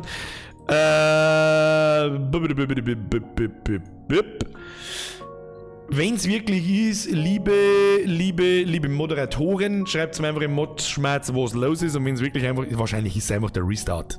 Dann geht der Server in 2 Minuten gleich wieder. Schauen wir schnell. Im Minecraft-Schmerz steht es drin. Oh, Moment. Was ist im Minecraft-Schmerz? Was ist da? Was ist, ich sag nichts, ich mag da jetzt auch nicht Discord durchsuchen, ist ja wurscht. Schauen wir mal drücken wir nochmal auf Play, vielleicht geht's. Ich hoffe natürlich, jetzt haben wir natürlich die Arschkarten gezogen, wenn immer dieselben Leute drin waren, dann Scheißdreck, Alter. Dann fühlen sie alle auf der linken Seite aufs Auge geküsst und alle im Loch auf die Bandscheiben geküsst. Ist das ein Deal? Ja, jetzt warte mal, steht noch nicht dort. Oh, geht, ja, warte mal. Da werden wahrscheinlich gerade mehrere drauf connecten wollen, nehme ich an. Für alle, die gerade neu zuschalten, die Server-IP bzw. Server-URL steht in der Beschreibung unten drin. Ein bisschen lesen und dann kriegen wir das schon hin. Ja, also ich kann mich an die Skins dann schon noch erinnern, wer da jetzt da dabei war und wer nicht. So, Mr. Tom Black, ab ins Loch. Mr. Kapuzenwolf und neben dir ist der lustige Nocker die Teufel gestanden. Oh, abgezogen, der Bambi Rock, da schon hin. Hat auch, Österreicher Lederhosen, ein wenig Lederwichs mit einem weißen Hemd, ja. Aber die kommt ein wenig spät, ab ins Loch. Jetzt warten wir mal, jetzt lassen wir uns mal noch 2 Minuten Zeit. Mal ganz ehrliche Frage. Ich habe den Spaß meines Lebens. Warum haben wir erst jetzt mit Minecraft angefangen? Warum? Gott sei Dank, dass ich das spät 10 Jahre weggepackt habe, dass ich jetzt Spaß drauf habe. Das ist übrigens auch der Grund, warum ich so ahnungslos bin. Ja? Ich habe zum Beispiel keine Ahnung, wie man diese Schädel da macht. Ich habe keine Ahnung. Das haben wir einfach, die Moderatoren, die bauen das da hin, ich brauche noch nicht mehr was sagen. Anime Girl Skin. Mr. Purple's Rixen. Aber du warst ja nicht. Der, ganz ehrlich, der ist so lazy. Leute, wir fangen da jetzt nicht nochmal von vorne an. Nope. Nope. Oh. Der Panda ist natürlich auch geil. Da gehen wir jetzt nochmal. Da gehen wir jetzt nochmal schnell durch. Rucksack-Sepp. Du hast, ja, jetzt pass auf. Wer war vorher schon da? Nein, jetzt ganz anders. Alter, wie viele Leute warten dann drauf, dass in den Server kommen? Oh mein Gott. Ja, dann werden wir wohl die Top 3 aus also ganz ehrlich, Leute, wir gehen jetzt nicht nochmal diese ganzen Dinger da durch, weil dann kriegen wir einen Schlaganfall. Aber wir haben gerade einen Gewinner gezogen. Wir haben gerade in diesem Moment einen Gewinner gezogen. Oder jetzt müssen wir da nochmal schnell schauen. Ja, da haben wir einen Gewinner gezogen. Kinder, wir haben einen Gewinner. Es ist nicht. Dein Skin ist auch ganz geil. Der ist sehr lazy, aber er ist geil. Aber wir haben einen Gewinner. Und wenn ich jetzt da so stehen bleibe, können wir uns Dinger wehren. Geh jetzt du mir weg da! Und schau dir da ins Gesicht ein! Mr. Hotdog Level 9000! Gib dir, Brudi! Mr. Hotdog Level 9000! Ich sag das, wie es ist! Du kannst ja mal da ganz oben aufs Treppal stehen. Los geht's! Jetzt kackt der Server sowieso gleich wieder ab. Der wird schon wieder ein bisschen umeinander gelegt. Wo ist der Hotdog? Da ist der Hotdog. Aufs Treppal. Aufs Treppal aufgekommen. So, Mr. Patrico, Abflug. So, Mr. Du schaust irgendwie aus wie ein komischer Hotdog-Kaktus. Das war geil, Alter. Nein, nix Safe Call, der Panda. Nein, nicht Safe Call, der Panda. Der Panda geht schön. Der Panda ist gut, brauchen wir nicht diskutieren. Der Panda ist gut, aber der geht. Ein Panda, wenn du es sauber machst, mit diesen Abstufungen und Farbverläufen und so weiter, so wie es jetzt zum Beispiel da beim BZ-NZ war, oder ist, dann ist es wirklich gut. So, wo sind jetzt die Auserwählten von vorher? Ich glaube, es könnt ihr euch sowieso alle 5 aufs Treppal stellen, weil das jetzt sowieso nichts mehr wird. Schau mal hier, wie es dazugeht. Da geht's zu wie im scheiß Affenstall. Ja, ich hab dich schon gesehen. Schau hier, ich hab dich schon gesehen. Das Skin gefällt mir ganz gut. Der gefällt mir auch ganz gut. Ja, einfach weiß mit dem Hut. Also lazier, the most laziness ist Beste. Es tut mir wirklich leid, dass der Server, es ist ein bisschen dumm, das Restart-Timer um 10 ist ein bisschen dumm. Aber da werden wir mit den Mods schmerzen. Ich sag's euch ganz ehrlich, es hat einfach jeder gewonnen. Alle, wir haben da bei Minecraft und nicht bei was weiß ich. So, wir werden auf alle Fälle das nächste Mal eine Bühne bauen. Eine Bühne, ein Podest und ein Treppchen und was weiß ich. Und dann gibt's auch was zum Gewinnen. Nämlich, weiß ich nicht, was gibt's dann zum Gewinnen? Ein Stack voll Diamonds. Ne? Nice. Oder irgend sowas. Auf alle Fälle hat der Hotdog Level 9000 gewonnen. Weil Name in Kombination mit seinem Skin hab ich am meisten zum Lohr gebracht. So. Ja, wir haben halt nichts gebaut. Wir haben nichts gebaut, Alter. Wir haben nichts gebaut. Ich sag's euch jetzt nicht, wie es ist. Ich weiß jetzt ehrlich gesagt auch nicht, wie wir da vorgingen. Es kann ja noch keiner was bauen und noch keiner was abbauen und es gibt eine Farmwelt und was weiß ich. Mir im Stream, die nicht mitspielen können, das zeige ich euch. Wir kriegen mal den Schlaganfall, ich schaue jetzt einmal im Boden rein. So. Das zeige ich euch am Mittwoch. Das ist ein Deal, den ich mitspielen kann. Alle anderen können sie auch mal probieren, auf den Server zu kommen. Der Server wird weiterlaufen. Da könnt ihr euch das Zeug anschauen, ihr könnt euch Landau anschauen, den ganzen Mist. Ja, den ganzen Kass. Wir haben halt nichts zerrissen, aber die beste Modenschau der ganzen Welt abgehalten. Einfach einmal so ganz schnell spontan. Wir wissen nicht, wieso wir das getan haben. Aber wir haben es getan. So, was auf alle Fälle beim nächsten Mal besser werden muss, ist dieses Gewusel da. Ja? Weil wenn ich da in Ruhe streamen möchte, ich möchte ein bisschen Gaudi haben und ein bisschen gemütlich und es wuseln die ganze Zeit 85 Leute um mich und hauen, dann kriege ich einen Schlaganfall. Der Plan ist, lass uns doch einen geilen Server machen. Lass uns doch einfach, weiß nicht, alles was irgendwie mit Bayern zum Tor hat, irgendwie da bauen. Einen riesengroßen Gickel. Also was weiß ich, da fällt uns dann schon irgendwas ein. Aber die Wuselerei da, die muss aufhören. Ja. Dann, da ich sagen, ein Maibaum zum Beispiel, wir haben ja schon einen Maibaum, den zeige ich euch noch schnell. So. Diese lustige Versuche, wie das mit Leuten irgendwo hinschubsen. So, wir gehen jetzt mal schnell in den Land rein und da sagt man schon 4 Blitzen, 6. Da haben wir schon einen Maibaum. Also nicht ich, das hab nicht ich gebaut. Das waren die anderen, das waren die Mods. Ja? Deswegen Press F for Respect. Voll geil. Haben wir einen sauberen Maibaum, aber der geht natürlich noch fetter. Ja, den kann man mal aus 4 Blöcken machen und nochmal doppelt so hoch. Oder dann 4-mal so hoch, dann haben wir hier den Monster-Maibaum. Ja? Und dann kommen dann, weiß ich nicht, dann werden Nachbardörfer gebaut und. Das wird super. Ja, wenn sie da jeder einigermaßen sauber aufführt und anständig aufführt, dann ist das auch was. Was ich euch jetzt noch ganz kurz zeige, solange nur ein paar Leute da sind, bevor wir jetzt aufhören. Das da ist übrigens der Spawn. Ja, da kommst du rein, du kommst auf den Server, du bist da, blub, du bist quasi in der Kirche. Dann gehst du raus und das erste, was ich verlange, was jeder tut, ja, ist da hergehen und einmal diese verfickten Regeln lesen. Okay? Nur dann kann das irgendwie funktionieren. Okay? So. Wir brauchen mal Bierzeit. Wir brauchen mal Bierbingen. Wir brauchen mal Riesenrall. Wir brauchen mal das Hupferl. Wir brauchen mal einen Riesengickel. Ich möchte ein Riesenbrathindel in der Luft haben. Ich möchte was mal haben, das wird super. Das wird super, Alter. Das wird super. Brauchen wir nicht diskutieren. Und weißt du, was ich jetzt tue?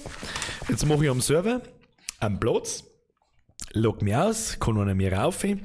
Wann die Mods entscheiden, wann die Leute bauen dürfen und wann nicht. Kann ich nicht sagen. Wegen mir, wenn es jetzt an mir liegt, dann können sie das gern freischalten. Außer natürlich unsere Cluster, mein Cluster und so weiter und so fort, wo nur ich bauen darf und nur Mods und so weiter bauen darf. Dann ist das hier Free Build. Okay? Das ist ein Versuch. Sollte das nicht klappen, werden wir uns was anderes einfallen lassen. Wahrscheinlich wird es nicht klappen, aber der Versuch ist wert. Ich habe den Glauben in diese Community noch nicht verloren. Warum auch? Bis hat er beim Landi auch super hingehauen. Dann braucht man ein Heisel. Dann braucht man einen riesengroßen Panda-Bären. Lauter so ein Scheiß, das wird super. Das wird so super, dass uns wahrscheinlich die 2x2 Stunden in der Woche streamen einfach nicht gelangen werden. Deswegen werde ich das wahrscheinlich auch privater Natur zocken und dann jedes Mal im Stream so ein bisschen herzagen, was wir gemacht haben. Ich glaube, das wird gut. Wenn ihr da wirklich Bock drauf habt, lasst mir das Bitchen wissen. Schreibt es mir, nachdem der Stream go ist, wird der Stream zu einem Video auf YouTube. Schreibt es drunter, lasst einen Daumen nach oben da, wenn ihr Bock habt. Reingehauen. Ich habe nämlich den Spaß meines Lebens und habe so ein bisschen die Befürchtung, um Gottes Willen, ich sehe es ja selber, wir machen da verfickte Modenschau. Wer zur Hölle möchte in das anschauen? Ja, aber ich möchte es machen, weil es mir einfach Spaß macht. Du sagst so, ich kenne das alles nicht, für mich ist das alles neu, wahrscheinlich haben von euch das alles schon 100 Mal die Skins gesehen, keine Ahnung. Weiß ich was es ist. Ich sitze halt da und habe noch keinen einzigen nicht gesehen in meinem Leben. Ich find alles faszinierend. Naja, weiß ich was es ist. So. Den Maibaum nicht her als ein Kirchturm. Da ist was Wahres dran. Jetzt, Freunde der Sonne, ich bedanke mich wirklich von ganzem Herzen erstmal für die ganzen Donations. Das ist halt schon wieder ein bisschen aus dem Ruder gelaufen, aber das gefällt. Ich habe nicht nachgeschaut jetzt nebenbei, aber es ist ein bisschen aus dem Ruder gelaufen, glaube ich. Der Münchjahr schreibt, war das erste Mal, dass ich mich nicht gelangweilt habe. Okay. Jetzt schaut es folgendermaßen aus. Vielen lieben Dank fürs Zuschauen. Vielen lieben Dank für den Support, was die Musik betrifft. Ganz ehrlich, das ist mir sehr wichtig. Das ist ein komplett nice Dings. Wer mich da irgendwie supporten möchte, ja, wer mir da was besonders Tolles tun möchte. Soweit ich das weiß, ja, ich habe noch keine Zahlen, ich habe noch gar nichts. Wer da Bock drauf hat, auf Spotify und Apple Music und so weiter das Ding in Favoriten da und liken und meinem Kanal auf Spotify und so weiter folgen und so weiter und so fort. Das bringt ziemlich viel. Das Lied in der Playlist schirm und so weiter bringt dem Algorithmus von Spotify relativ viel und ich bin einfach gespannt, wie weit wir mit dem Zeug kommen können. BPX Mike! Schade, dass wir uns nicht mehr gesehen haben, PS, ich bin damit ich weiß es schon noch. Du bist der Nocker, bei dem es mich am Anfang schon zerrissen hat. Ich kann mich schon erinnern. Vielen lieben Dank für den Euro. Server ist immer noch voll. Ja, ich glaube, dass der Server noch länger voll sein wird, weil das, da können wir uns ja beim nächsten Mal noch mal ein bisschen im Detail darüber unterhalten. Minecraft hat nun mal die größte Community auf diesem Planeten und es war mir schon klar, dass 50 nicht gelangen wird. Aber ich glaube auch nicht, dass wir noch mehr Platz frei machen können. Das entscheidet nicht ich, das entscheidet der Serverbesitzer und ja. Servus Bürger, zurück zur Musik. Das ist zwar nicht meine Musikrichtung, aber der Sound hat was Geiles an sich. Das kommt bei mir auf Playlisten auf, sau gut, freuen mich auf mehrere. Das ist das Schönste, was jemand da dazu schreiben kann. Das freut mich wirklich sehr. So viel Leute schreiben, das mit der Gänsehaut und so weiter. Das ist das Geilste, was seit langem hier passiert. Ja? Alles andere wird so ein bisschen Routine. Das, was nichts Schlimmes ist und nicht schlecht ist. Aber streamen der mal jetzt seit einem Jahr und es ist immer irgendwie dasselbe und jetzt kommt dann einfach mal was Neues und euch taugt's. Fertig. Herr Geilefee, vergesst nicht für den Entwickler. Support mal Habitäre und Bürgerin. Verdammt gut. Das werde ich sauber ausrichten. Und jetzt sage ich euch, wie es ist. Vielen lieben Dank an euch alle. Wir sind jetzt dann bald 3 Jahre da und ich habe immer noch das Gefühl, dass wir noch lange nicht fertig sind. Wir sind hier noch lange nicht fertig. Und ich freue mich sehr auf Mittwoch. Das wird sicher lustig. Am Mittwoch wird Minecraft gezockt. Das ist aber sowieso klar. Vielleicht kriegen wir da mal ein bisschen mehr erbaut. Vielleicht kümmern wir uns da so ein bisschen um die Viecher. Ich spiele wahrscheinlich auch morgen Nachmittag. Sofern Zeit ist. Ich weiß momentan mit dieser Corona-Drecksscheiße, weiß ich, wenn ich da kann im Prinzip alle 10 Minuten das Telefon klingeln und da muss mal schnell was gemacht werden und da. Deswegen ist es nicht so einfach, aber ist jetzt heute auch nicht passiert. Ich arbeite ganz normal vormittags, so wie ich das auch gewohnt bin, selbst wenn unser Geschäft zusperrt, vorübergehend. Und. Jetzt ist aber Schluss hier. Ich bedanke mich für eure Aufmerksamkeit. Vielen, vielen lieben Dank. Tu ihr hart, Brudis. Fühlt euch aufs Auge geküsst und jetzt schleicht euch und viel Spaß auf dem Minecraft-Server. Schauen wir mal, was die Mods noch entscheiden, ob ihr noch bauen könnt und abbauen könnt und so weiter. Die regeln das schon. Ist der Server mal kurz weg, dann ist ein Restart, das habe ich noch nicht gesagt. Ich habe also jetzt um 10 Uhr war auch einer, so alle 2,5 Stunden, glaube ich. Alle 2,5 Stunden. Zu jedem geraden Zahl um halbe. Also Ich weiß nicht mehr wann. Ich weiß es nicht mehr. Schaut einfach ins Discord, da steht's drin, wann die Restarts sind und wo's ihr Fehler melden könnt und überhaupt und sowieso. Und jetzt habt ihr Spaß. Ihr habt theoretisch Sommerferien, Leute. Viele von euch haben Sommerferien. Und was ist geiler wie Sommerferien? Richtig, 2 Mal Sommerferien haben. Das Leben geht dann noch weiter. Sitzt man es aus. Stresst euch nicht so viel. Und bitte schmatzt nicht jedem Vollhorst auf Facebook 1:1 noch. Bitte. Danke. Und jetzt geht's ins Bett. Gute Nacht. Habe! Es war mir eine Ehre, Sie belustigen zu dürfen. Habe die. Sind Sie sicher, dass Sie den Stream stoppen möchten? Ja! Alles hat nicht gut getan. Habe die.